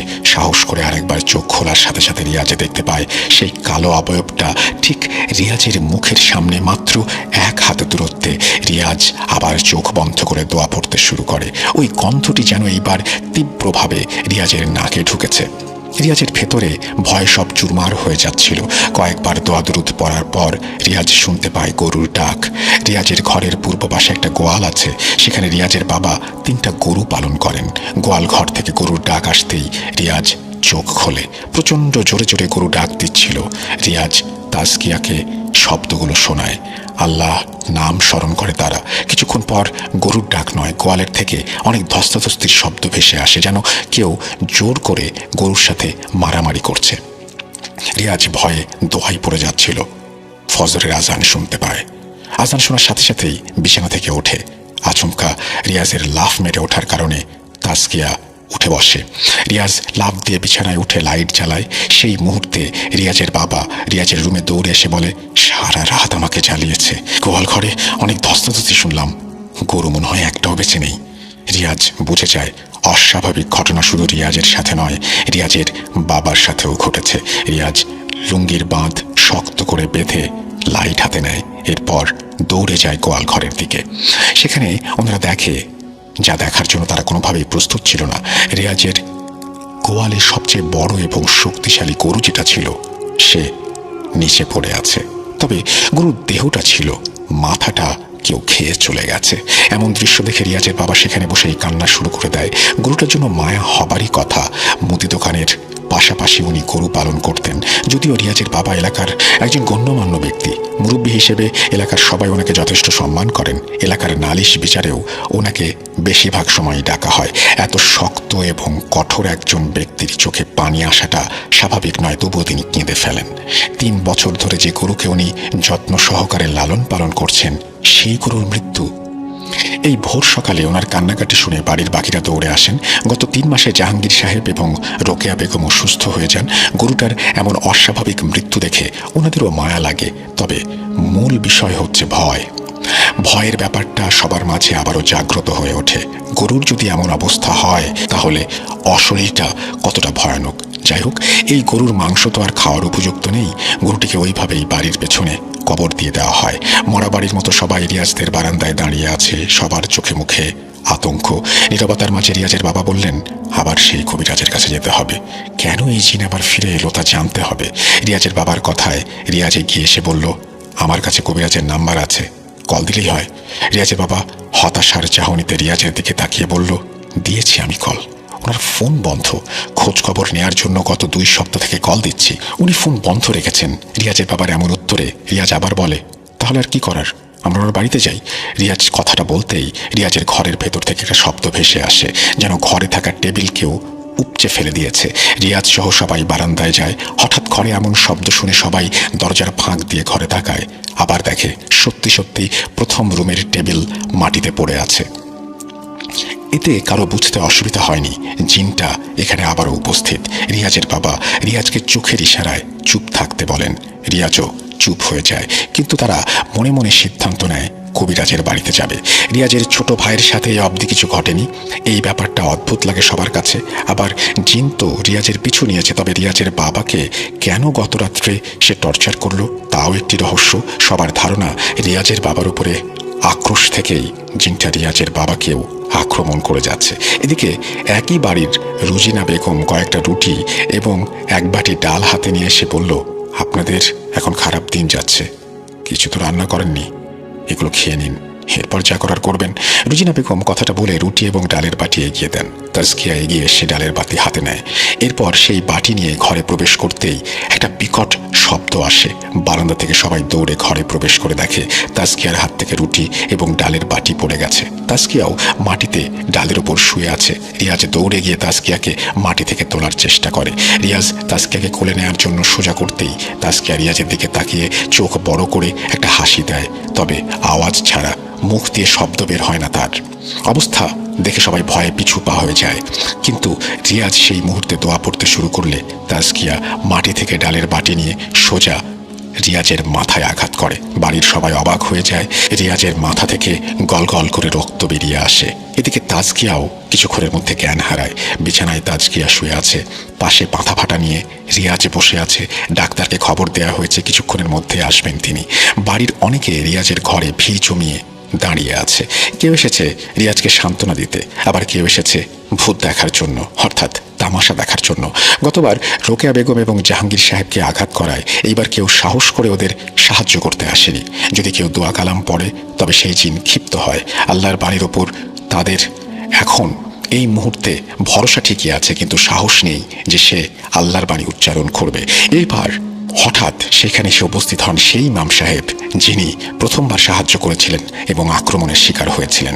ইমাম সাহেবকে সবাই সালাম দেয়। ইমাম সাহেব উত্তর নিয়ে বলেন, আমি সব শুনেছি, আমার কি অবস্থা হয়েছিল তো আপনারা দেখেছেন। এই জিন কোনো সাধারণ জিন নয়। মানুষের মাঝে যেমন ধনী গরিব থাকে, জিন জাতির মাঝেও এমন কিছু আছে। আমাদের যে পিছু নিয়েছে সে জিনের সর্দার। সাধারণ জিন হলে তাকে বন্দি করা কোনো ব্যাপার নয়, কিন্তু জিনের সর্দারকে দেখলেই বিভিন্ন কবিরাজরা ভয়ে থেমে যায়। কারণ তাদের করবে বলুন। ইমাম সাহেবের কথা শুনে রিয়াজের বাবা বলেন, কিন্তু আপনার দেওয়ার ঠিকানায় আমরা যে কবিরাজের কাছে গিয়েছিলাম উনি তো জিন বশ করেছিলেন এবং আমাদের সামনে বোতলে ঢুকিয়েছিলেন। তাহলে প্রশ্ন থেকে যায়, সব জিন যদি জিনের সর্দারকে ভয় পায় তবে ওই কবিরাজ কিভাবে বন্দি করলো সর্দারকে? আর গত 3 মাস কোনো ঘটনা ঘটেনি, এই 3 মাস পর আবার কেন শুরু হলো হঠাৎ করে? রিয়াজের বাবার কথা ইমাম সাহেব মুচকি হাসেন। এরপর বলেন, আপনারা গত 3 মাস আগে যে কবিরাজের কাছে গিয়েছিলেন তাকে এখন পাচ্ছেন না? গত 2 সপ্তাহ ধরে ওনাকে কল দিচ্ছি, ফোন বন্ধ। ওনার ফোন আর খুলবে না। ওই কবিরাজের সাথে কি হয়েছে তা তো আপনারা জানেন না। গ্রাম থেকে আমি গতকাল রাতে এসেছি। এরপর আপনাদের অবস্থার কথা শুনে আমার বন্ধু হামজাকে কল দিলাম, অর্থাৎ যে আপনাদের চিকিৎসা করেছে। আমিও তার ফোন বন্ধ পাই। এরপর আমি যা শুনলাম, সারা রাত ঘুম হয়নি। কথাটা বলে হুজুর চেয়ারে বসলেন। রিয়াজের কাছে 1 গ্লাস পানি চাইলেন। রিয়াজ পানি এনে দিলে তিনি সেটা পান করলেন। এদিকে তাজকিয়ার জ্ঞান ফিরেছে। রিয়াজ গিয়ে তাজকিয়ার মাথায় হাত বুলিয়ে দেয়। ইমাম সাহেব এরপর যা জেনেছেন সব বলেন। বলছেন, ইমাম সাহেব, হামজা আর আমি ছোটবেলা থেকে ক্লাসমেট, একসাথে মাদ্রাসার জীবন শেষ করে উঠে যাই কলেজে। কিন্তু কলেজে যাবার পর আমি হামজাকে আর পাইনি, কারণ সে রয়ে যায় গ্রামে আর আমি চাই ঢাকায়। ঢাকা থেকে যখন মাঝে মাঝে গ্রামে আসতাম তখন শুনেছি হামজার পরিবার হামজাকে নিয়ে অন্য কোথাও চলে গেছে। কোথায় গেছে আমি জানার চেষ্টা করিনি। আমি কলেজ শেষ করে ইউনিভার্সিটিতে ভর্তি হলাম। অনার্সের 2য় বর্ষের পরীক্ষা। তখন আমি হামজার সাথে দেখা পাই, তাও ঢাকাতেই। প্রায় 4 বছর পর তাকে দেখে আমি অনেক খুশি হই। বাল্যকালের বন্ধু হিসেবে একমাত্র হামজাই আমার সঙ্গী। এত বছর তার দেখা পাইনি কেন জিজ্ঞেস করবেন? আমি জিজ্ঞেস করেছিলাম, কিরে এত বছর ছিলি কোথায়, আর তুই তোর পরিবার নিয়ে কোথায় হারিয়ে গিয়েছিলি? আমার প্রশ্ন শুনে তার মুখে নেমে আসে এক কালো ছায়া। হামজা আমাকে বলে, তোর বাবার টাকা ছিল তাই তুই ঢাকায় পড়তে পেরেছিস। আমার ফ্যামিলির সম্বন্ধে তোর ধারণা আছে নিশ্চয়ই। বাবা কৃষক, তার উপর কিস্তির ঝামেলা, অনেক অশান্তি। টাকার অভাবে বাবা আমাকে গ্রামের কোনো কলেজে ভর্তি করায়নি। অন্যদিকে কিস্তি আর মানুষের ঋণ শোধ করতে না পেরে বাবা অতিষ্ঠ হয়ে যাচ্ছিলেন। প্রতিদিন মানুষজন বাসায় এসে আমাদের গালাগালি করে যেত। শুধু গভীর রাতে এসে বাবা একটু ঘুমিয়ে আবার ফজরের আজান দিলে বের হয়ে যেতেন। রাতে যখন বাবা এসে মায়ের সাথে ফিসফিস করে কথা বলতেন, তখন আমি কিছু কিছু কথা শুনতাম। মা প্রতিদিন কাঁদতেন। বাবা মার কান্না দেখে বলতেন, আমি খুব দ্রুত সবার টাকা দিয়ে দিব, তুমি চিন্তা করো না। বাবার কথায় মা সান্ত্বনা যদিও পায়, কিন্তু লাভ নেই। সকাল হতে না হতেই লোকজন আসে, গালাগাল করে বাবাকে। আমার সামনে মাকে বিছানায় যাওয়ার দাওয়াত দেয়। হামজা বলল, 1 কাপ চা অর্ডার কর, চা খেতে খেতে কথা বলি। হামজার কথা শুনে আমি এটাও বুঝতে পারি তার কাছে চা খাওয়ার টাকাও নেই। আমি পাশের দোকান থেকে 2 কাপ চা নিয়ে আসি এবং সে বলতে শুরু করে, প্রতিদিনের মতো সেদিন রাতেও আমি ঘুমাইনি। টানা 4 দিন আমি আমার মা কিছু খাইনি। বাবা রাতে আসতো, বাজার আসতো না। এভাবে দিন পার হয়ে যাচ্ছিল। ওই দিন রাতেও বাবা যখন আসেন, আমি মেসেজে ঠিকানা দিয়ে দিচ্ছি। এরপর হামজা আর কিছু না বলে আমাকে ওর ঠিকানা দেয়। আমি রীতিমতো অবাক হয়ে যাই, আমাকে সে খুঁজে পেল কিভাবে, আর আমার ঠিকানাই বা জানলো কি করে? আমি সেদিন বিকেলেই চৌমোহনী রওনা করি। ওর ঠিকানায় গিয়ে যখন নামলাম, দেখলাম চেহারা অনেক উজ্জ্বল ওর। আমি ওর বাড়িতে যেতেই আগেও আমাকে জড়িয়ে ধরলো। ওর উন্নতি দেখে আমি অবাক হয়ে যাই। মানুষের উপকার করার উদ্দেশ্য ছিল তার। সে এখন নামকরা কবিরাজ। আমি শিক্ষিত একটা ছেলে, ভেবেছি চাকরি করব শহরে, কিন্তু হামজা আমাকে এই দুনিয়ার রং তামাশায় মিশতে বারণ করলো, ধর্মের পথে চলে আসতে বলল। তাই শেষ অবধি আমি ইমামতির চাকরি নিয়েছি। আলহামদুলিল্লাহ, কম বেতন হলেও এই টাকায় অনেক বরকত। মাস পেরিয়ে আমার জমানোর জন্য টাকাও বেঁচে যায়। এরপর কেটে গেল এই 28 বছর। দুজনেই বৃদ্ধ হলাম, যে যার কর্মজীবনে ব্যস্ত। আমি পাঠিয়েছিলাম বলেই হামজা আপনাদের কাছ থেকে হাদিয়া নেয়নি। আমি গতকাল হামজার ফোন পেয়ে ওর কর্মচারী রফিককে কল করেছি। রফিক আমাকে জানায় 3 মাস আগে যে রোগীর চিকিৎসা করেছে হামজা, সেদিন থেকেই হামজার সাথে খারাপ কিছু ঘটতে শুরু করে। ইমাম সাহেবের কথা শুনে সবার কপালে ঘামের রেশ জমে। কারো বুঝতে বাকি রইল না হামজা কবিরাজের সাথে কি হয়েছে। রিয়াজ এবং রিয়াজের বাবা চুপ থাকলেও লোকজন থামবে কেন? তারা জানতে চায় ইমাম সাহেবের সাথে কি হয়েছে। লোকজনের প্রশ্নে ইমাম সাহেবের চোখে অশ্রুর বন্যা নেমে আসে। তিনি ইচ্ছে করেও সেই চোখের পানি আটকে রাখতে পারেন না। পরের দিন একটু কর্কশ স্বরে বলেন, রিয়াজ ভাই, আমাকে আর 1 গ্লাস পানি দেবেন? রিয়াজ ইমাম সাহেবের কথায় টেবিল থেকে আরো 1 গ্লাস পানি নিয়ে আসে। গ্লাস ইমাম সাহেবের সামনে রাখতেই ইমাম সাহেব বলেন, ঘরের পাতিলে যদি নষ্ট কোনো তরকারি থাকে বা অন্য কারো ঘরে যদি কোনো কিছু থাকে নিয়ে আসুন। ইমাম সাহেবের কথায় আমরা সবাই বিস্মিত হই। পানি খাবে ভেবেছে সবাই, কিন্তু পানির সাথে নষ্ট খাবার কেন চাচ্ছেন তিনি? যদিও সবার মাথায় প্রশ্নের পর প্রশ্ন ঘুরছিল, তাই বাড়তি প্রশ্ন না করে রিয়াজের মা গতকালের নষ্ট তরকারির পাতিল নিয়ে আসে। ইমাম সাহেব বসা থেকে উঠে সেই পাতিলে হাত দেয়। এরপর লোকজনকে সরতে বলে। তিনি সব নষ্ট তরকারি পাতিল থেকে মাটিতে ফেলে দিলেন। পরক্ষণে তিনি হাতে থাকা গ্লাস মুখের কাছে নিয়ে কিছু সূরা কালাম পাঠ করলেন এবং সেই পানি তরকারির উপরে ঢেলে দেন। সবাই অবাক হয়ে দেখছে ইমাম সাহেবকে। সবার মুখে কৌতূহল। ইমাম সাহেব চেয়ারে উঠে বসলেন এবং বললেন, ভয়ের কিছু নেই, আমি আপাতত জিনদের আটকে দিয়েছি। এই নষ্ট খাবার ওরা খেতে না চাইলে সূরার আয়াত এদের খাওয়াবে, এই খাবারই খাওয়াবে। অন্তত 5 জন জিনের কেউ আমাদের আক্রমণ করতে পারবে না। যখন এই তরকারি মাটিতে শুকিয়ে যাবে, একমাত্র তখন জিনেরা আবার ছাড়া পাবে। ইমাম সাহেবের কথা শুনে বাড়ির একজন যুবক বলল, তাহলে তো হুজুর 5 ঘন্টা পর আমাদের সবাইকে জিন আক্রমণ করবে। যুবকের কথা শুনে বাড়ির সবার চোখে মুখে আবারও ভয়ের ছাপ। হুজুর ছেলেটির কথায় মুচকে এসে বললেন, আমি আছি, কিছু করতে পারবে না। কথাটা বলে হুজুর রিয়াজের কাছে গামছা চায়। রিয়াজের মা দড়িতে ঝোলানো গামছা এনে দিলে হুজুর সেটি দিয়ে হাত মোছেন। এরপর আবার ধীর স্বরে বলেন, আমাকে প্রশ্ন করেছেন হামজার সাথে কি হয়েছে। ঠিক আছে, শোনাচ্ছি আমি। তবে হামজার সাথে যা হয়েছে তা যেন কারো সাথে না হয়, আমি এই প্রার্থনা করি। এরপর তিনি হামজা সাহেবের কর্মচারীর কাছ থেকে যেভাবে শুনেছিলেন সেইভাবেই বর্ণনা করেন। বলছি কর্মচারীর ভাষায়, আসসালামু আলাইকুম ইমাম সাহেব, এতদিন পর কল করেছেন, এদিকে কি হয়েছে আপনি কিছু শুনেছেন? কর্মচারীর মুখে এই কথা শুনে ইমাম সাহেব যখন ঘটনা জানতে চান তখন বলেন, হুজুরের কাছে 3 মাস আগে একটা রোগী আসে, তিনি তাদের চিকিৎসাও করেছিলেন। একজন ছেলে, 2 জন মুরব্বী, 1 জন মহিলা। হামজা সাহেব ওদের চিকিৎসা করে পর পাঠিয়েও দিয়েছিলেন, কিন্তু ওনারা চলে যাবার পরই হামজা সাহেবের মাথা ঘুরতে শুরু করে এবং তিনি পড়ে যান। আমরা সবাই এগিয়ে যেতে গিয়েও যেতে পারিনি, আমাদেরকে আটকে দেওয়া হয়েছিল। হামজা সাহেবের নাক মুখ দিয়ে রক্ত বের হচ্ছিল, তিনি অনেক জোরে জোরে দোয়া পড়ছিলেন। এরপরও আমরা দেখলাম হামজা সাহেবের শরীর হঠাৎ করেই আবার হালকা হয়ে গেল। আমরা দৌড়ে গিয়ে হামজা সাহেবকে এবার ধরতে পারি এবং তাকে বিছানায় শুয়ে দেই। ডাক্তার ডেকে নিয়ে আসি, ডাক্তার কিছু ওষুধ দেন, এরপর উনিও চলে যান। প্রায় 1 ঘন্টা পর হামজা সাহেবের জ্ঞান ফেরে। আমরা সবাই জানতে চেয়েছি কি হয়েছে। হামজা সাহেব আমাদের কিছুই বলেননি। উনি কিছুক্ষণ বিশ্রাম নিয়ে পানি চান, এরপর নষ্ট তরকারিতে সেই পানি ঢেলে মাটিতে ফেলে দেন। আপনি তো জানেন এইভাবে জিনকে ব্যস্ত রাখা যায়। হামজা ওটা করার পর তৎক্ষণাৎ চলে যায় নদীতে। আমরা সবাই ওনার পিছু পিছু যাই। উনি পাঞ্জাবির পকেট থেকে ছোট একটা কাচের বোতল বের করেন এবং সেটিতে 4টা লাল সুতা বেঁধে তিনি একসাথে বেশ কিছু সূরা পড়ে সেই বোতলটি পানিতে নিক্ষেপ করেন। এরপর হামজা বলেন, এই বোতল ততদিন শূন্যে অদৃশ্য হয়ে ভাসবে যতদিন জিনের সর্দার বদলি না হবে। কথাটা বলে হামজা চলে আসেন আমাদের নিয়ে। সেদিন রাতে আমি আমার মতো বাসায় চলে আসি, হামজা সাহেব তার বাসায়। রাতে যখন শোয়ার জন্য বিছানায় যাই, বিশ্বাস করুন ইমাম সাহেব, আমি স্পষ্ট বুঝতে পারছিলাম আমার রুমে কেউ আছে। আমি নিচের দিকে তাকালে অনুভব করি সে আমার মাথার পেছনে, আবার যখন মাথা ঘুরিয়ে ওপরে তাকাই তখন অনুভব করি আমার পায়ে কারো নিঃশ্বাসের তাপ আসছে। এমন অবস্থা দেখে আমি তখনই শরীর বন্ধ করে ফেলি। এরপর আর কিছু হয়নি আমার সাথে। মধ্যরাতে যখন ফজরের নামাজ পড়তে উঠি তখনই হামজা আমাকে কল দেয়। আমি হামজার কল পেয়ে রিসিভ করি। সেই মুহূর্তে হামজা ভয়ার্ত স্বরে বলে, আমি সম্ভবত অনেক বড় ভুল করে ফেলেছি।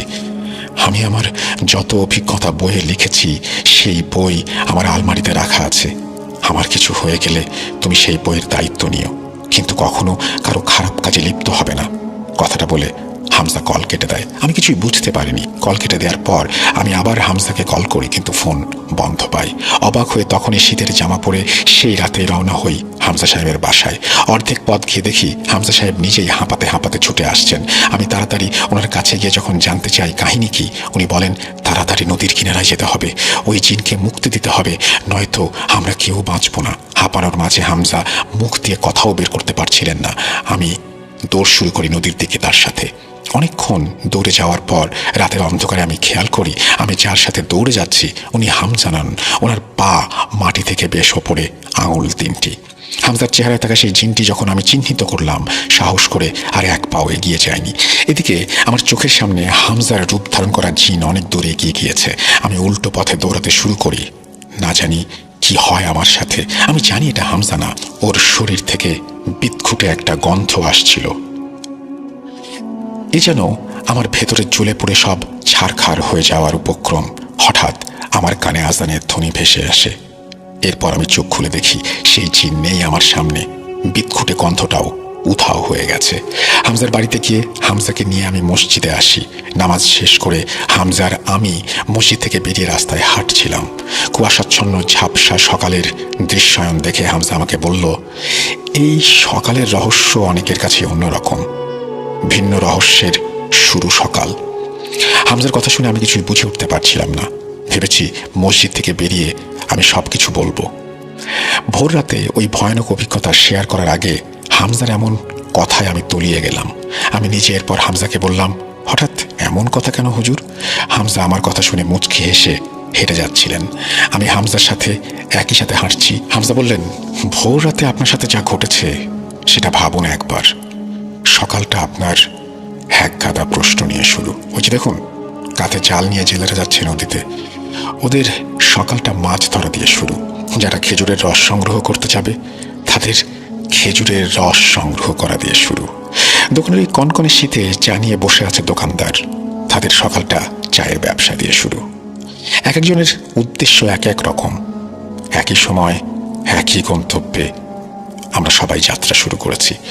কি এক বিচিত্র চক্র!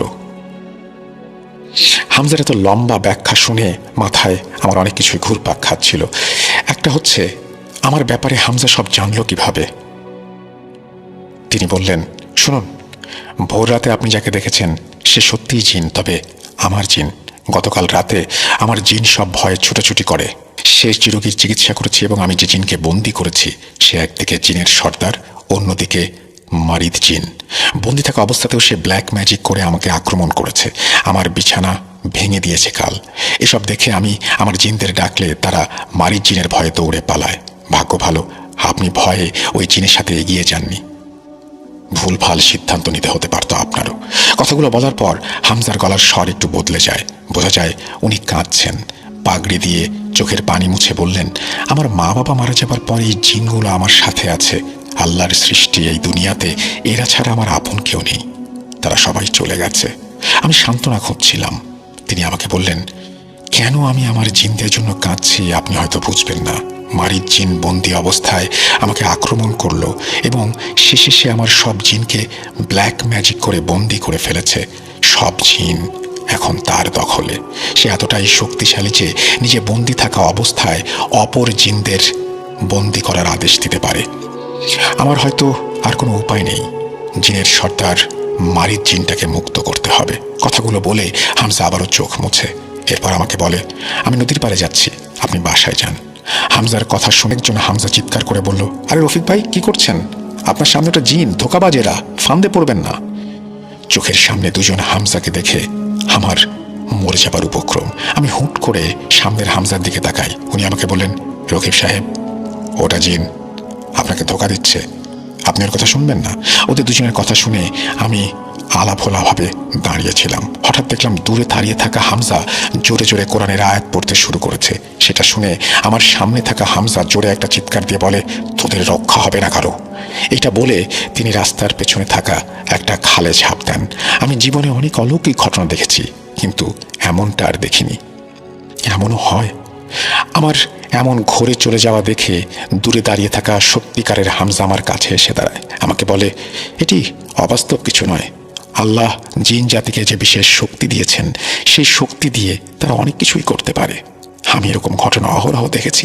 হামজার কথাগুলো শুনে আমি হামজাকে প্রশ্ন করলাম, কিন্তু এইরকম চোখের সামনে একটা মানুষ হুবহু এইভাবে দাঁড়াতে পারে? এটাই সত্যি, হয়তো আমি ছাড়া এই জিনকে কেউ দেখতে পায়নি, শুধু আপনি দেখেছেন, কারণ সে আপনাকে দেখা দিয়েছে। এরপর আমি আর হামজা হেঁটে হেঁটে চলে যাই দোকানে। এরপর আমাদের সাথে আরো ভয়ানক কিছু ঘটনা শুরু হয়। চায়ের দোকানে চা খেতে বসলে আমি স্পষ্ট দেখতে পাই চায়ের কাপে একটা ছোট সাপের বাচ্চা ছুটোছুটি করছে। হামজার শিখিয়ে দেওয়া দোয়াটা আমি চোখ বন্ধ করে পড়ি।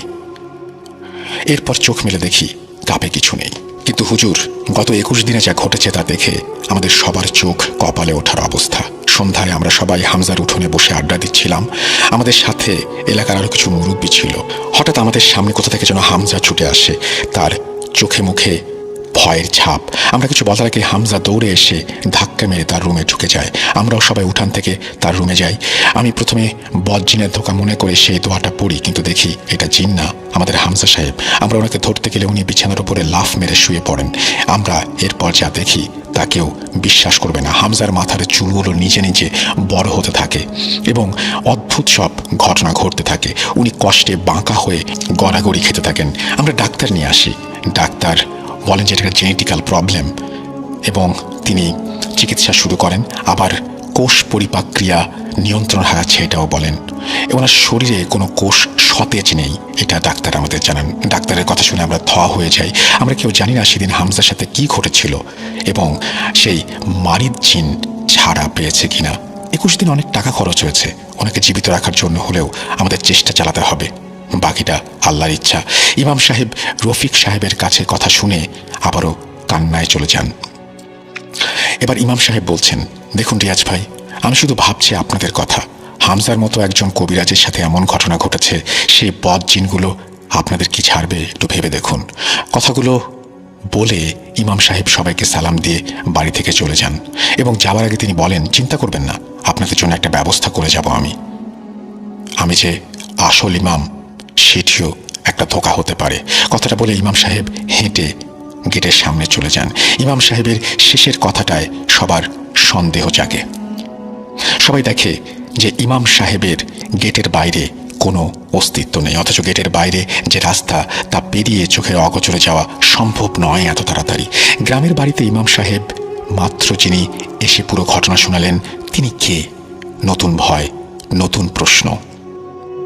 রিয়াজের বাবা খোঁজাখুঁজি করে, রফিক সাহেবের নাম্বার জোগাড় করে, এরপর ওনাকে কল করা হয় এবং সবাই জানতে পারে তিনি এখনও হাসপাতালেই আছেন এবং সত্যি সত্যি উনি 300 বছরের বৃদ্ধ হয়ে গেছেন এখন, অর্থাৎ 300 বছরের বৃদ্ধর মতো। একটা কথা বলে রাখি, এই একই অবস্থা কিন্তু সেই হামজা সাহেবেরও হয়েছিল। রিয়াজের বাবা শেষমেশ হতাশ হয়ে পড়েন, ওনার সব চেষ্টা বৃথা। রিয়াজ এবং তাজকিয়া চিন্তায় বিভোর, রিয়াজের পুরো পরিবার ভেঙে যায়। আল্লাহ ছাড়া আর তাদের রক্ষা করার কেউ নেই। সবার নীরবতা ভেঙে বাড়ির ভেতরের একটা ছেলে বলে ওঠে, ইমাম সাহেবের রূপ নিয়ে আসা সেই ইমাম শেষে কি কথা বলেছিল শুনেছিলেন? উনি একটা ভরসা দিয়ে গেছেন, হয়তো উনি সব ঠিক করে দেবেন। ছেলেটার কথা শুনে বাড়ির মানুষরাও কিছুটা স্বস্তি পায়। অবশেষে রিয়াজ সবাইকে বলে, যা হবার হবে, সবাই সবার বাসায় চলে যান, আমাদের গরু মারা গেছে, ক্ষতি হয়েছে আমাদের। রিয়াজের কথা শুনে কিছু মহিলা মুখ বাঁকিয়ে চলে যায়, কিছু মানুষ আফসোস করতে থাকে। রিয়াজের মা আর তাজকিয়া চুলায় আগুন জ্বালাতে ব্যস্ত হয়ে পড়ে। এদিকে রিয়াজের বাবা গোয়ালঘর পরিষ্কার করার সময় বারবার খেয়াল করেন ঘর পরিষ্কার হচ্ছে না। এদিকে রিয়াজ নিজেদের দোকান খোলার পর দোকান পরিষ্কার করে নেয়, মালপত্র সব গুছিয়ে রিয়াজ চেয়ারে বসে কিছু মাল বিক্রিও করতে শুরু করে। বিক্রিত মালের হিসাব খাতায় লেখার সময় একটা লোক রিয়াজকে চাউল দিতে বলে। রিয়াজ মাথা তুলে সামনে তাকায়, মনের ভুল ভেবে রিয়াজ আবার খাতায় লিখতে শুরু করে। তখন কেউ গম্ভীর এবং নরম স্বরে বলে, বাবা কিছু টাকা দিবি? এইবার রিয়াজ মাথা না তুলেই বুঝে যায় কি হচ্ছে তার সাথে। দোকানে সেই জিন এসে তাকে আবারও বিরক্ত করা শুরু করেছে। সাথে সাথে রিয়াজ খাতার দিকে তাকিয়ে দোয়া পড়তে শুরু করে। রিয়াজ চট করে মাথা তুলে তাকিয়ে দেখে চাউলের বস্তাটা দোকানের সামনে রাস্তায় পড়ে আছে এবং একটু আগে তারই একটা বিকট শব্দ হয়েছে। বস্তা ফেটে সব চাউল রাস্তায় পড়ে গেছে। আশেপাশে তাকিয়ে দেখে কেউ নেই, যেহেতু গ্রামের একটা রাস্তা, পাশে রিয়াজের মুদির দোকান। যারা সেই দোকানে দরকার শুধু তারাই সেখানে আসে। হুট করে এখানে আসবে কে আর এমন ঘটনা ঘটাবে কে? এইভাবে সারাদিন কেটে যায়। রিয়াজের বাবা দুপুরে এসে দোকানে বসে, রিয়াজ ভাত খেতে আসে। এরপর রিয়াজের বাবা চলে যায় বাড়িতে। রিয়াজের বাবা দৌড়ে ঘরে উপস্থিত হয়। রিয়াজের বাবা ঘরে প্রবেশ করার সাথে সাথে রিয়াজ নাক টানতে শুরু করে। কিছুর ঘ্রাণ নিচ্ছিল তীব্রভাবে। রিয়াজের বাবা সহ সবাই রিয়াজের দিকে তাকিয়ে আছে। রিয়াজ কিছুক্ষণ জোরে ঘন নিঃশ্বাস নিয়ে বলল, আমি সেই ঘ্রাণ পাচ্ছি, ওই জিন এলে যেমন ঘ্রাণ পাই তেমন। রিয়াজের বাবা কথাটা শুনে রিয়াজের পাশে এসে বসলেন। রিয়াজের বাবা কাছে আসায় রিয়াজ চোখ বড় বড় করে বলল, বাবা তোমার গা থেকেই তো সেই ঘ্রাণ আসছে। রিয়াজের বাবা এক পাহাড় হতাশা নিয়ে বললেন, ওর গলা টিপে ধরেছে এই হাতে, এই জন্য হয়তো এমন হচ্ছে। রিয়াজের বাবার কথা শুনে সবাই প্রশ্ন করলেন, কি হয়েছে? রিয়াজের বাবা তখন পুকুর ঘাটের ঘটনাটি বলেন সবাইকে। রিয়াজের বাবার মুখে পুরো ঘটনা শুনে ফ্যামিলির লোকজন আরও ভয় পেতে শুরু করে, বিশেষ করে তাজকিয়া এবং রিয়াজের মা। এখানে একটু ছোট্ট করে যে ঘটনাটি রিয়াজের বাবার সাথে ঘটেছিল সেটি উল্লেখ করছি। কিছুদিন হলো রিয়াজের সাথে বা রিয়াজের পরিবারের কারো সাথে কিছু ঘটেনি, কিন্তু 2 দিন পর ঘটে রিয়াজের বাবার সাথে। রিয়াজের বাবা একটু সাহসী, মাগরিবের নামাজ শেষ করে গোয়াল ঘরে আসেন। গরু বেঁধে গরুকে ঘাস এনে দিয়ে উনি পুকুর পাড়ে যান হাত মুখ ধোয়ার জন্য। হাত মুখ ধুয়ে যখন মুখে পানি দেন তখন রিয়াজের বাবা খেয়াল করেন একটি অপ্রত্যাশিত ঘটনা, এমন ঘটনা যা কেউ কখনো দেখতে চাইবে না। রিয়াজের বাবা দেখেন ওনার থেকে মাত্র 3 হাত দূরে একটা মহিলা পানিতে। মহিলার মাথা এবং চোখ পানির ওপরে, বাকি দেহের পুরো অংশ পানির নিচে, অর্থাৎ মহিলার নাকটাও পানির নিচে, শুধু মহিলার চোখ এবং মাথার চুল পানির ওপরে। রিয়াজের বাবা এমন দৃশ্য দেখে উঠে দৌড় দিতে যাবেন, তখনই পানি থেকে সেই মহিলা এক লাফে সিঁড়িতে উঠে আসে, একেবারে রিয়াজের বাবার সামনে এসে দাঁড়ায়। এবার রিয়াজের বাবা মহিলার পুরো দেহ স্পষ্ট দেখতে পায়। মহিলার পুরো দেহ বাঁশের মতো, অর্থাৎ হাত পা এতটাই চিকন যা আমাদের হাতের এক আঙুলের সমান হবে। মহিলার পেটও এতটাই চিকন যেন একটা বাঁশের অংশ সেটি। শুধু মহিলার মাথাটা বড়, মাথাটা আবার আমাদের স্বাভাবিক মানুষের মতো, এবং মহিলার মুখে কোনো দাঁত নেই, ঠোঁট পর্যন্ত নেই, হা করে আছেন তিনি। ওনার গোল মুখের ভেতরে পচা মাংসের মতো কিছু দেখা যাচ্ছে। সেই মুখ থেকে এক বিশ্রী দুর্গন্ধ ভেসে আসছে, যা কারো নাকে গেলে তৎক্ষণাৎ সে বমি করে দেবে। রিয়াজের বাবা এমন দৃশ্য দেখে আর নিজেকে কন্ট্রোল করতে পারেননি। আগেই বলেছিলাম উনি একটু সাহসী। চোখের সামনে বিপদ দেখে পিছিয়ে না গিয়ে উনি সোজা সেই ভয়ানক মহিলার গলা টিপে ধরেন। এই ছিল ঘটনা, এবং এই ঘটনার পরে আমি আবারও আসছি ঘটনার পরের অংশে, যেখান থেকে রিয়াজ আবার শুরু করেছেন। রিয়াজের বাবার মুখে পুরো ঘটনা শুনে ফ্যামিলির লোকজন ভয় পেয়ে যায়। আগেই বলেছি, রিয়াজের মা বলল, আল্লাহর ওপর ছেড়ে দেন সব, উনি যা করবেন ভালোর জন্যই করবেন। সেদিন রাতে খাওয়া দাওয়া শেষ করে সবাই শুয়ে পড়ে। রিয়াজের বুকে তাজকিয়া মাথা রেখে গভীর ঘুমে মগ্ন। যদিও বুকে নখের আঁচড় রয়েছে, কিন্তু ব্যথা অনুভব হচ্ছে না। রিয়াজ দু চোখ খোলা রেখে ওপরের দিকে তাকিয়ে আছে। তখনই রিয়াজদের বাসার বাইরে থেকে ইমাম সাহেব ডাক দেন, বাসায় কেউ আছেন? রিয়াজ ভাই, কই আপনি? ইমাম সাহেব মসজিদে প্রতি সপ্তাহে ওয়াজ করেন, সেই অনুযায়ী ওনার কণ্ঠ চিনতে ভুল করেন রিয়াজ। তাজকিয়াকে সরিয়ে দিয়ে রিয়াজ বিছানা ছেড়ে উঠে দাঁড়ায়। এদিকে রিয়াজের বাবাও ইমাম সাহেবের ডাক শুনে উঠে আসে। রিয়াজ ঘরের লাইট জ্বালিয়ে দরজা খুলে দেয়।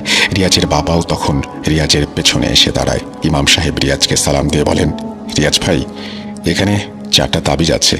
একটা আপনার ঘরের মাটিতে পুঁতে দেবেন, আর একটা দরজার উপরে ঝুলিয়ে দেবেন। বাকি 2টার মধ্যে একটা আপনার কোমরে বাঁধবেন, এবং অবশিষ্ট যেটা আছে ওটা আপনার বাবার কোমরে বেঁধে দেবেন। আমি ওই দিন বলেছিলাম আমি আছি, আপনারা রেহাই পাবেন। তাছাড়া আমি চলে গেলে আপনারা আমাকে খুঁজতে পিছু নেবেন না। এবং একটা কথা মাথায় রাখবেন, ভুলেও কোমর থেকে তাবিজটা খুলবেন না। গোসল থেকে শুরু করে সব সময় এই তাবিজ কোমরেই রাখবেন। যদি খোলেন তবে আপনার বিপদ হবার লক্ষণ বেড়ে যাবে। কথাটি বলে ইমাম সাহেব আবার সালাম দেন। এরপর পিছু হেঁটে উনি চলে যান। রিয়াজ এবং রিয়াজের বাবা স্পষ্ট দেখেন ইমাম সাহেব অন্ধকারে যেন মিলিয়ে গেলেন। কারো বুঝতে বাকি রইল না এই ইমাম সাহেব নন, উনি সেই জিন যিনি কদিন আগেও এসেছিলেন। কিন্তু ইনি আসলে কে? সত্যি রিয়াজদের ভালো চাচ্ছে নাকি কোনো ধোঁকা? অশরীরীকে বিশ্বাস করতে নেই, খারাপগুলো প্রতি পদে মানুষকে ধোঁকা দেয়। এই নিয়ে চিন্তায় পড়ে যায় সবাই।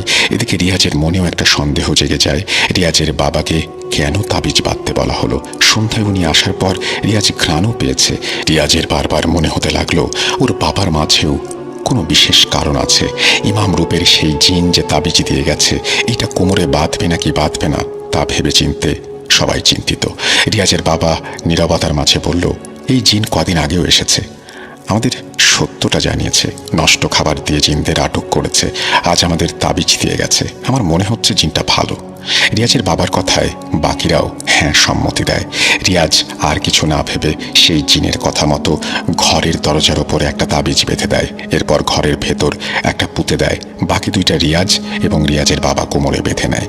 কিন্তু একটা বিষয়ে সবাই খেয়াল করে, সেটি হলো যখন তাবিজ ভিন্ন স্থানে রাখা হচ্ছিল তখন বাইরের পরিবেশটা কেমন যেন বদলে যাচ্ছিল। বারবার সবার মনে হচ্ছিল বাইরে ঝড় শুরু হবে, কিন্তু এই সময়টা শীতকাল, এই সময় ঝড় হবার কথা নয়। ব্যাপারটা অলৌকিক হলেও তারা এটাকে স্বাভাবিকভাবেই নিয়েছে, কারণ সবাই বুঝতে পেরেছে এর চেয়ে বড় অস্বাভাবিক পরিস্থিতি পাড়ি দিয়ে এসেছে ওরা। রাত 11:54। কিছুক্ষণ পর 12টা বেজে যাবে। যে যার রুমে গিয়ে ঘুমিয়ে পড়ে। রিয়াজ আর তাজকিয়া এখনো সজাগ। শুয়ে শুয়ে দুজনে এই জিনের ব্যাপারে আলাপ করছিল। এই জিন তাদের জীবনে আসার আগে কত সুন্দর ছিল সব, কত হাসি খুশি জীবন ছিল তাদের। বাইরের জগতের এই অশরীরী না এলে কত ভালো সময় কাটাতে পারত তারা। এই সব বিষয়ে তারা কথাবার্তা চালাচ্ছে। কথার মাঝে তাজকিয়া রিয়াজকে প্রশ্ন করে, আচ্ছা আপনি বললেন যখন কবিরাজের কাছে যাচ্ছিলেন, অর্থাৎ সিএনজিতে, তখন আপনাদের জিনের সর্দার আক্রমণ করতে এসেছিল, আর কবিরাজ আপনাদের বলল উনি ওনার জিন পাঠিয়ে জিনদের সর্দারদের আটকিয়েছে। আমার এখানে কেমন একটা খটকা লাগছে। যদি আমাদের পেছনে লেগে থাকা জিনটা সত্যি জিনের সর্দার হয়, তবে কবিরাজ কিভাবে সাধারণ জিনের দ্বারা আপনার দেহে তাকে প্রবেশ করালো? আচ্ছা মানলাম কোনোভাবে করিয়েছে, তবে বোতলবন্দি করতেও তো কবিরাজের জিনদের সাহায্য নিতে হয়েছে।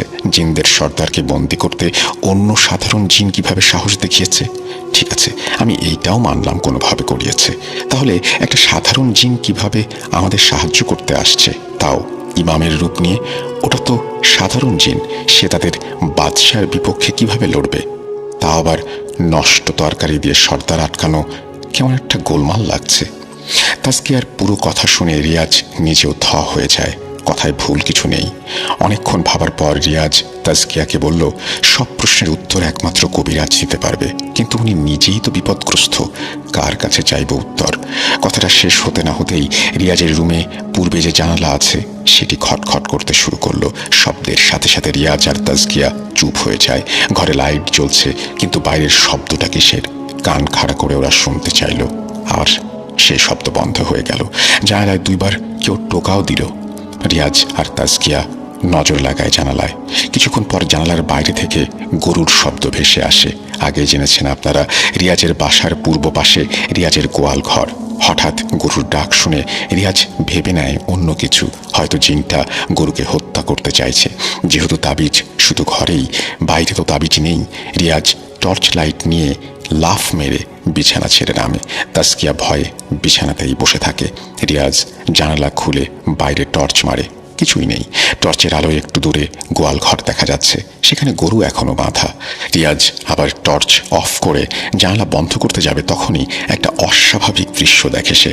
গোয়াল ঘরের পেছনে যে আম গাছটি আছে, সেই গাছের ওপরে দুইটা জ্বলন্ত চোখ রিয়াজের দিকে তাকিয়ে আছে। রিয়াজ সেদিকে তাকিয়ে যখন চোখ দুইটা দেখে, সাথে সাথে সেদিকটায় টর্চ লাইট মারে, আর টর্চের আলোতে রিয়াজ যা দেখে সেটাও বেশ অস্বাভাবিক। রিয়াজ দেখে হুবহু মানুষের মতো একটা অশরীরী, যার পুরো দেহ মানুষের মতো, কিন্তু মুখটা একটা জন্তুর মতো, যেন তার গলার দিকে নিচের দিকটা মানুষ আর মাথাটা কোনো জানোয়ারের। সেই অর্ধ জানোয়ারের সারা দেহে কোনো কাপড় নেই, সারা দেহের কোনো গঠনও নেই। রিয়াজ জানলা অফ করে হুক লাগিয়ে দেয়, পেছনে ঘুরে তাকায়, দেখে তাসকিয়ার চোখেও ভয়। রিয়াজ ভেবেছে তাসকিয়াকে কিছু বলবে না, সেই ভাবনার মাঝে তাসকিয়া বলল, আমিও দেখেছি তাকে, আমার জীবনে এই প্রথম আমি ভূত দেখলাম। কথাটা বলে তাসকিয়া ভয়ে কাঁপতে শুরু করে। রিয়াজ তাসকিয়াকে সান্ত্বনা দেওয়ার জন্য সাথে সাথে বলে, আমার কাছে তাবিজ আছে, তাই সে ঘরে ঢুকতে পারছে না, এই জন্যই বাইরে থেকে ভয় দেখাতে চাচ্ছে। এরপর টানা 7 দিন রিয়াজের সাথে কোনো অস্বাভাবিক ঘটনা ঘটেনি। কোমরে তাবিজ বাঁধা ছিল সবসময়। প্রতিদিনের মতো এশার নামাজ শেষ করে রিয়াজ মসজিদ থেকে বের হয়। সবাই জানেন মসজিদে রিয়াজের যাতায়াত আছে এবং সেই মসজিদটি রিয়াজের বাড়ির সামনেই। সেখান থেকে বের হয়ে রিয়াজ বাড়ির গেটে প্রবেশ করে। সেই মুহূর্তে রিয়াজ খেয়াল করে তাসকিয়া দৌড়ে আসছে তার দিকে। তাসকিয়ার চোখে মুখে ভয়ের ছাপ, মনে হচ্ছে মাত্র কিছুর সাথে যুদ্ধ করে এসেছে। সে কাঁপা কাঁপা স্বরে বলে, আপনার মা ঈশার নামাজ পড়তে উঁচু করতে গিয়ে পানিতে পড়ে গেছে, ডুবে গেছে, তাড়াতাড়ি আসুন। রিয়াজ কথাটা শুনতেই মা বলে এক চিৎকার দিয়ে দৌড় লাগায়। তাসকিয়া এবং রিয়াজ দৌড়ে যায় পুকুর ঘাটে। পুকুর ঘাটে নামার ঠিক আগ মুহূর্তে রিয়াজের মা রিয়াজকে ডাক দেয়, কিরে কি হয়েছে? মায়ের স্বর শুনে রিয়াজ থমকে দাঁড়ায়। পেছন ঘুরে দেখে রিয়াজের মা দরজায় দাঁড়িয়ে রিয়াজকে ডাক দিচ্ছে। তাহলে তাসকিয়া তাকে মিথ্যা বলল? এই কথাটা ভাবার মাঝে আশ্চর্যজনকভাবে রিয়াজ দেখে রিয়াজের মায়ের সাথে তাসকিয়াও ঘর থেকে বেরিয়ে এসেছে। সাথে সাথে রিয়াজ পেছনে ঘুরে তাকায়, দেখে কেউ নেই। কিছুক্ষণ আগে যে ভয়ার্ত স্বরে রিয়াজকে ডেকে পুকুর ঘাটে নিয়ে এসেছে, তার কোনো অস্তিত্বই নেই। সাথে সাথে রিয়াজের তাবিজের কথা মনে পড়ে। কোমরে হাত দিয়ে চেক করে, রিয়াজ দেখে কোমরে তাবিজ বাধা নেই। ওটা মসজিদে উজু করার সময় খুলে রেখেছিল, আর পড়তে মনে নেই। কোমরে তাবিজ নেই দেখে রিয়াজের শির দ্বারা দিয়ে একটা ভয়ের শিহরণ নেমে যায়। তৎক্ষণাৎ রিয়াজ এক দৌড়ে দরজার কাছে চলে আসে। রিয়াজের মা এবং স্ত্রী কিছুটা আঁচ করে নিয়েছে, তবে মূল কাহিনী তাদের জানতে আগ্রহ জন্মায়। রিয়াজ কাউকে কিছু না বলে এক দৌড়ে মসজিদে যায়। এরপর অজুর স্থান থেকে তাবিজটা নিয়ে কোমরে বেঁধে ফেলে। মনে মনে আল্লাহর কাছে শুকরিয়া আদায় করে। রিয়াজ আবার ঘরের দিকে রওনা দেয়।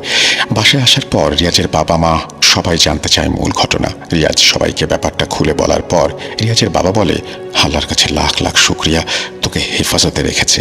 কিন্তু আমি এইটা বুঝলাম না, তুই অজুখানায় তাবিজ কেন ফেলে এলি? ওটা কোমর থেকে খোলার কি দরকার ছিল? সে বিষয়ে আর কি বলবো। কোমরে তাবিজের দড়ি টাইট হয়েছিল অনেক, উঠতে বসতে কোমরে আঘাত লাগে।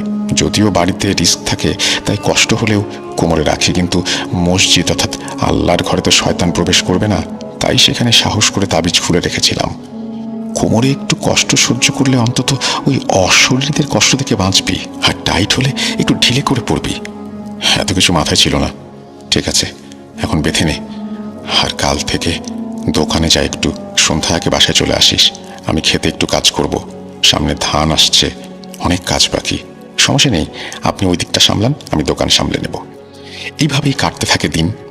কিছুদিন সবকিছু ঠিকঠাক ছিল, সবার মাঝে একটা শান্তি। সেই ইমাম সাহেবের রূপ ধারণ করে জিনের দেয়া তাবিজ পড়ার পর থেকে কোনো সমস্যা হচ্ছে না। রিয়াজ সহ তার পুরো পরিবার একটু স্বস্তিতে। রিয়াজ সহ তার পুরো পরিবার একটু সময় নিয়ে ঢাকাতেও যায়। ঢাকায় হসপিটালের বেডে শুয়ে থাকা হামজাকে দেখে সবাই মোটামুটি মন খারাপ করে। কত সুন্দর এবং শক্তিশালী একজন ব্যক্তি আজ বৃদ্ধ বেশে এইভাবে শুয়ে আছে, হাত পা চিকন হয়ে হাড্ডিতে লেগে গেছে। দেখলে যে কারো মায়া জন্মাবে, কিন্তু করার আছে কি? হামজা যা পারেন, অর্থাৎ হামজার যে ক্ষমতা ছিল, সেই ক্ষমতার চেয়ে বেশি ক্ষমতাবান কবিরাজ খুঁজেও পায় না তারা। যেহেতু এত শক্তি থেকেও হামজার এই অবস্থা হয়েছে, সেখানে অন্যেরা কি করবে? এইভাবেই দিন কাটতে থাকে। রিয়াজের বাবা কৃষিকাজ নিয়ে ব্যস্ত হয়ে পড়ে, আর রিয়াজ দোকান সামলায়। লেখক কেটে যাবার পর একদিন বিকেলে ইমাম সাহেবের রূপ ধারণ করা জিনটি রিয়াজদের দোকানে আসলেন। রিয়াজ ওনাকে দেখেই লাফ মেরে দাঁড়ান। জিনটা রিয়াজকে বলল, আমি অসুস্থ ছিলাম বহুদিন, তাই গ্রামের সময় কাটিয়ে এসেছি। কি অবস্থা তোমার? ওনার কথা শুনে রিয়াজের বুঝতে বাকি রইল না যে উনি জিন নন, উনি আসল ইমাম সাহেব। রিয়াজ দোকান থেকে বের হয়, এরপর ইমাম সাহেবের কাছে গিয়ে সালাম দেয়। ইমাম সাহেব সালামের উত্তর নিয়ে বলল, আমাকে দেখে তোমার চেহারা কেমন যেন ফ্যাকাশে হয়ে গেল, কি হয়েছে কয়দিন? ইমাম সাহেবের কথা শুনে রিয়াজ একরাশ চিন্তা নিয়ে বলতে শুরু করলো সব। ইমাম সাহেবের রূপ ধারণ করে সেই জিনের আগমনের কথা, তাবিজ দেওয়ার কথা। ইমাম সাহেব সবকিছু শুনে বললেন, কি? হামজা হসপিটালে? আমি অসুস্থ ছিলাম, তাই কোনো খবর রাখিনি এই কয় মাস। তাছাড়া তোমার মুখে যে বর্ণনা শুনলাম, তা শুনে আমার অন্য কিছু মনে হচ্ছে। ইমাম সাহেবের কথায় রিয়াজের কৌতূহল বেড়ে যায় বহুগুণ। রিয়াজ ইমাম সাহেবকে তথ্য দিতে বললে ইমাম সাহেব বলেন, আমার চেহারা ধরে আসা, তাবিজ দেয়া, তোমাদের উপকার করা জিনটি আর কেউ না, সেটি হামজার জিন। হামজা কোমায় থাকলেও সে তার কাজ চালিয়ে যাচ্ছে। কারণ আমার রূপ ধারণ করে যেহেতু এসেছে, আমার 90% মনে হচ্ছে এটি হামজার কাজ। তার মানে এ কদিন আমি অসুস্থ ছিলাম না, হামজা আমাকে অসুস্থ বানিয়ে রেখেছিল, যাতে তোমাদের উপকার করতে পারে জিন দিয়ে, তাও আমার রূপ ধরে। আর গতকাল রাতে যেহেতু আমি অসুস্থ হয়েছি, যদি আমার ধারণা সঠিক হয়, তাহলে এতক্ষণে হামজা ঠিক হয়ে গেছে। ইমাম সাহেব কথাটা শেষ করতে না করতেই রিয়াজের ফোনে রিয়াজের বাবার কল আসে। রিয়াজ, হামজার বাড়ি থেকে কল এসেছে, উনি বাড়িতে এসেছেন দুপুরবেলা, আমাদের যেতে বলেছেন শিগগিরই, তুই দোকান বন্ধ করে তাড়াতাড়ি চলে আয়। রিয়াজের বাবার কথা শুনে রিয়াজ স্পষ্ট বুঝে যায় ইমাম সাহেবের কথাগুলো পুরোপুরি সত্যি। অর্থাৎ কোমায় থেকেও একদিন হামজা তাদের উসিলা হিসেবে রক্ষা করেছে। যদিও রক্ষা করার মালিক আল্লাহ, তিনি চেয়েছেন বলেই হামজার দ্বারা রিয়াজদের উপকার করলেন তিনি। রিয়াজ ইমাম সাহেবকে তৎক্ষণাৎ বলেন, ইমাম সাহেব, আপনার ধারণা পুরোপুরি সত্যি, হামজা সুস্থ হয়েছেন, আমাদের ওনার বাড়িতে যেতে বলেছেন, চলুন আপনি আমাদের সাথে। ঠিক আছে, চলুন তবে যাওয়া যাক। রিয়াজ তাড়াহুড়ো করে দোকান বন্ধ করে, এরপর ইমাম সাহেব সহ রওনা হয় সেই বাড়ির উদ্দেশ্যে। বিকেল শেষ হয়ে প্রায় সন্ধ্যা ঘনিয়ে আসে। রিয়াজ আর ইমাম সাহেব বাড়িতে পৌঁছালে দেখেন সেই সিএনজি ড্রাইভার ইকবাল সাহেব এবং রিয়াজের বাবা গাড়ি সহ বাড়ির গেটের সামনে দাঁড়িয়ে আছে। রিয়াজ এবং ইমাম সাহেবকে দেখে রিয়াজের বাবা বললেন, কিরে রিয়াজ, জিন তোর সাথে কি করে? রিয়াজের বাবার কথা শুনে ইমাম সাহেব এবং রিয়াজ হেসে ওঠে। উনি জিন না, আমাদের আসল ইমাম সাহেব। গতবারের মতো ইকবাল সাহেবকে নিয়ে রওনা করেন তারা। এইবার রিয়াজের মা আসেননি, রিয়াজ, ইমাম সাহেব আর তার বাবা। কথায় আছে, যেখানে বাঘের ভয় সেখানে রাত হয়। হামজার বাড়িতে যাওয়ার সময় গতবারের কথা কেউ ভোলেনি। যদিও ইমাম সাহেবের প্রথম অভিজ্ঞতা, কিছু দূর যেতেই মাগরিবের আজান দেয়। ইকবাল সাহেব রাস্তার পাশে একটা মসজিদে গাড়ি থামালে সবাই গাড়ি থেকে নেমে পড়ে। মাগরিবের নামাজ শেষ করে সবাই আবার আসে গাড়িতে। গাড়ি চলছে মেইন রোড দিয়ে হামজা সাহেবের বাড়ির উদ্দেশ্যে। গতবার ছিল সকাল, ঘন কুয়াশা, এইবার হচ্ছে ঘন কুয়াশার সাথে ঘুটঘুটে অন্ধকার। হাইওয়ে রোড, তাই অনেক ট্রাক বাস চলাচল করছে। ভয়ের কিছু ঘটেনি তখনও, ঘটল ওই সময় যখন পুরো রাস্তাটা ফাঁকা হয়ে গেল। ইকবাল সাহেব খেয়াল করলেন, এতক্ষণ যেভাবে বাস ট্রাক ইত্যাদি চলাচল করছিল, এখন তাদের ছায়াও দেখা যাচ্ছে না। সাধারণত গভীর রাত অর্থাৎ 2টা-3টার দিকেও হাইওয়েতে মানুষের চলাচল থাকে। ঘড়িতে মাত্র 7টা 14, অথচ সবকিছু ফাঁকা। গ্রাম অঞ্চলে তেমন কোনো সুবিধে নেই, হোক এটি হাইওয়ে রোড, কিন্তু বাজার ভিত্তিক এলাকা ব্যতীত রাস্তায় কোনো আলোর ব্যবস্থা নেই। গাড়িতে কিছুটা ভয় পায় সবাই। ইমাম সাহেব মনে মনে দোয়া পড়তে শুরু করেন। সবাই শীত অনুভব করছে। রিয়াজ আর রিয়াজের বাবার কোমরে তাবিজ বাঁধা আছে, তবুও ওনারা একটু একটু ভয় পাচ্ছেন। কিন্তু গাড়ির গতি সামনে ঠিক রেখে ইকবাল সাহেব বেশ ভয়াতুর অনুভূতি নিয়ে এগিয়ে যাচ্ছেন। যদিও বলছিলাম শীত অনুভূতি হচ্ছে সবার, কিন্তু ইকবাল সাহেবের বেলায় তার উল্টোটা। তিনি প্রচণ্ড উষ্ণতা অনুভব করছেন। ইকবাল সাহেবের মনে হচ্ছিল ওনার সিটের পাশে কেউ বসে আছে এবং তার দিকে তাকিয়েই হাসছে। যেহেতু রিয়াজ, ইমাম সাহেব এবং রিয়াজের বাবা গাড়ির পেছনে, তাই ড্রাইভ করতে একা তার একটা গা ছমছমে অনুভব হচ্ছে ঠিকই, এবং হওয়াটাই স্বাভাবিক। ইকবাল সাহেব যখন অনুভব করেন কেউ ওনার পাশে বসে আছে, তখন তিনি হালকা চোখ বাঁকা করে তাকিয়ে দেখেন কেউ নেই। আরও কিছু দূর যাওয়ার পর ইকবাল সাহেব এবার শক্তপোক্ত কিছু অনুভব করলেন। ইকবাল সাহেবের ঘাড়ে কারো স্পর্শ। ইকবাল সাহেব মনে মনে ভাবলেন হয়তো পেছনে যারা বসছেন তারাই ঘাড়ে হাত দিয়েছেন, আর নয়তো এটি জিনের কাজ। ওনার 2 রকম ভাবনা মিথ্যে প্রমাণিত হয়। তারপরেই ইকবাল সাহেব অনুভব করলেন হাতটি ওনার ঘাড় ঘুরিয়ে বুকে চলে এসেছে। আর কিছু বুঝতে বাকি রইল না তার। গাড়ি চালানো থামিয়ে তিনি এক পলক হাতটির দিকে তাকান এবং দেখেন একটি ভয়ঙ্কর হাত এটি। ইকবাল সাহেব এত লম্বা, এত ভয়ঙ্কর হাতটা দেখে যখনই চমকে ওঠেন, তখনই ইকবাল সাহেবের কানে কানে কেউ বলে, তোর মৃত্যু তোকে নিতে এসেছে। রিয়াজ পেছনের সিট থেকে স্পষ্ট দেখতে পায় ইকবাল সাহেব প্রচণ্ড ভয় পাচ্ছেন। রিয়াজ কিছু বলতে যাবে, তখন ইকবাল সাহেব বললেন, ভয় কিছু নেই, আমরা সঠিক সময় সঠিক স্থানে পৌঁছে যাব। ইকবাল সাহেবের কথাটি স্বাভাবিক ছিল না। সবার মনে হলো উনি খুব রাগী কণ্ঠে এই কথাটি বললেন। রিয়াজ সহ সবাই এবার খেয়াল করলেন ইকবাল সাহেবের সিএনজি আগের চেয়ে জোরে চলছে। ইমাম সাহেব ব্যাপারটা বুঝে যান। ইকবাল সাহেব আর ইকবাল সাহেবের মাঝে নেই, গাড়িতে অস্বাভাবিক কিছু একটা চলছে। ইমাম সাহেব আচমকা চিৎকার দিয়ে বলে ওঠেন, অর্থাৎ কলেমা পড়ে ওঠেন। ইমাম সাহেবের মুখে কালেমার উচ্চারণ শুনে ইকবাল সাহেব রাগান্বিত স্বরে বলেন, তোরা আমাকে আটকাতে পারবি না, মেরে ফেলবো সবাইকে। কথাটা বলতেই গাড়ি ঝাঁকি শুরু করে। যেখানে রাস্তার ওপর পাথর পড়ে আছে সেই পাথরের ওপর গাড়িটা ঝড়ের গতিতে ছুটছে। সিএনজি একটি গাছের দিকে এগিয়ে যাচ্ছে অনেক স্পিডে। কিছুক্ষণের মধ্যেই সেই গাছটির সাথে সংঘর্ষ হবে। রিয়াজের বাবা জোরে এক চিৎকার দিয়ে ওঠে। ততক্ষণে তাদের সেই গাছের সাথে সজোরে ধাক্কা লাগে সিএনজির। বড়সড় অ্যাক্সিডেন্ট। গুনগুন করে কারো সূরা পাঠের শব্দে রিয়াজ চোখ খোলে। দেখে রিয়াজ গাড়িতে শুয়ে আছে। রিয়াজের বাবা, ইমাম এবং ইকবাল সাহেব রিয়াজের দিকেই তাকিয়ে আছে। রিয়াজ শোয়া থেকে উঠে দেখে সবাই স্বাভাবিকভাবেই তার দিকে তাকিয়ে আছে, সূরা পাঠ করছে। রিয়াজ লাফ মেরে ওঠে, আমরা তো অ্যাক্সিডেন্ট করেছি, বেঁচে গেলাম কিভাবে? ইমাম সাহেব এবার সূরা বন্ধ করে বলেন, আমরা কোনো অ্যাক্সিডেন্ট করিনি, এগুলো সব ধোঁকা। আমাদের যা দেখিয়েছে আমরা সেটাই দেখেছি। ওসব গাছ, রাস্তার ওপরের পাথর, কিচ্ছু নেই, গাড়ি সম্পূর্ণ ঠিক আছে। ইমাম সাহেবের কথা শুনে রিয়াজ নিজেই বিশ্বাস করতে পারে না, এইভাবেও ধোঁকা দেওয়া যায়। এইবার আর কোনো সমস্যা হয়নি। রিয়াজ সহ ওরা সুস্থভাবেই হামজা কবিরাজের বাড়িতে উপস্থিত হয়। গাড়ি থেকে নামার পর সবাই খেয়াল করে হামজাদের উঠোনে অনেক ময়লা আবর্জনা, যেন কত বছর ধরে কেউ এখানে বসবাস করে না। চারিদিকে ভালোভাবে তাকাতেই হামজার সাথে থাকা লোকটি ঘর থেকে বেরিয়ে আসে। ওনাকে দেখে ইমাম সাহেব কিছু বলতে যাবেন, তার আগে উনি বলেন, তাড়াতাড়ি আসুন, সময় হাতে কম। লোকটার কথায় সবাই তাড়াহুড়ো করে ঘরে প্রবেশ করে। ঘরের ভেতরে প্রবেশ করার পর দেখতে পায় হামজা ধ্যানরত অবস্থায় বসে আছে, মুখে কিছু শব্দ উচ্চারণ করছে। রিয়াজ সহ সবাই উপস্থিত হতেই হামজা বলে, গোল বৃত্তের মাঝে বসে যান। রিয়াজ গোল বৃত্তের দিকে এগিয়ে যায়। তখনই হামজা আবার বলেন, আপনি না, আপনার বাবাকে বসতে বলুন। রিয়াজ অবাক হয়ে তার বাবার দিকে তাকায়। ইমাম সাহেব নিজেও রিয়াজের বাবার দিকে তাকায়। রিয়াজের বাবার মুখে তখন একটা ভয়ের ছাপ ফুটে উঠেছে, যেন উনি কিছু লুকাতে চাচ্ছেন। রিয়াজের বাবা একটু এদিক সেদিক তাকিয়ে গুটি গুটি পায়ে হেঁটে যান বৃত্তের মাঝে। রিয়াজের বাবা বৃত্তের মাঝে বসতেই হামজা তার সামনে থাকা একটা পাত্র থেকে কিছু লাল পাউডার বের করেন। এরপর সেই পাউডারে কিছু মন্ত্র পড়ে নিক্ষেপ করেন রিয়াজের বাবার দিকে। সেই মুহূর্তে দেখা যায় রিয়াজের বাবার আসল রূপ।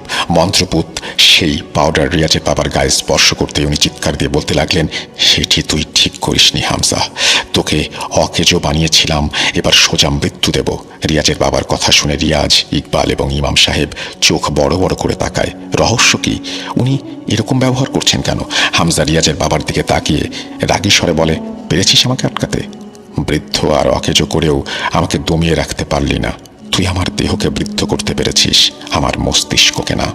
হামজার কথা শুনে রিয়াজ, ইকবাল এবং ইমাম সাহেব এইটুকু বুঝলেন যে রিয়াজের বাবার দেহে অন্য কেউ আছে, এটি উনি না, ওনার দেহে কেউ ভর করেছে। এদিকে হামজার প্রশ্নে রিয়াজের বাবার ভেতরে থাকা শয়তানটি বলল, যাব না আমি, আমার অনেক ক্ষতি করেছে এই বৃদ্ধ লোক, আমার সন্তানকে তিল তিল করে শেষ করে দিয়েছে, আমি ওর সন্তানকে শেষ করতে চাই। কবিরাজ প্রশ্ন করলেন, আমাকে শুরু থেকে বল, কি হয়েছে? জিন বলছে,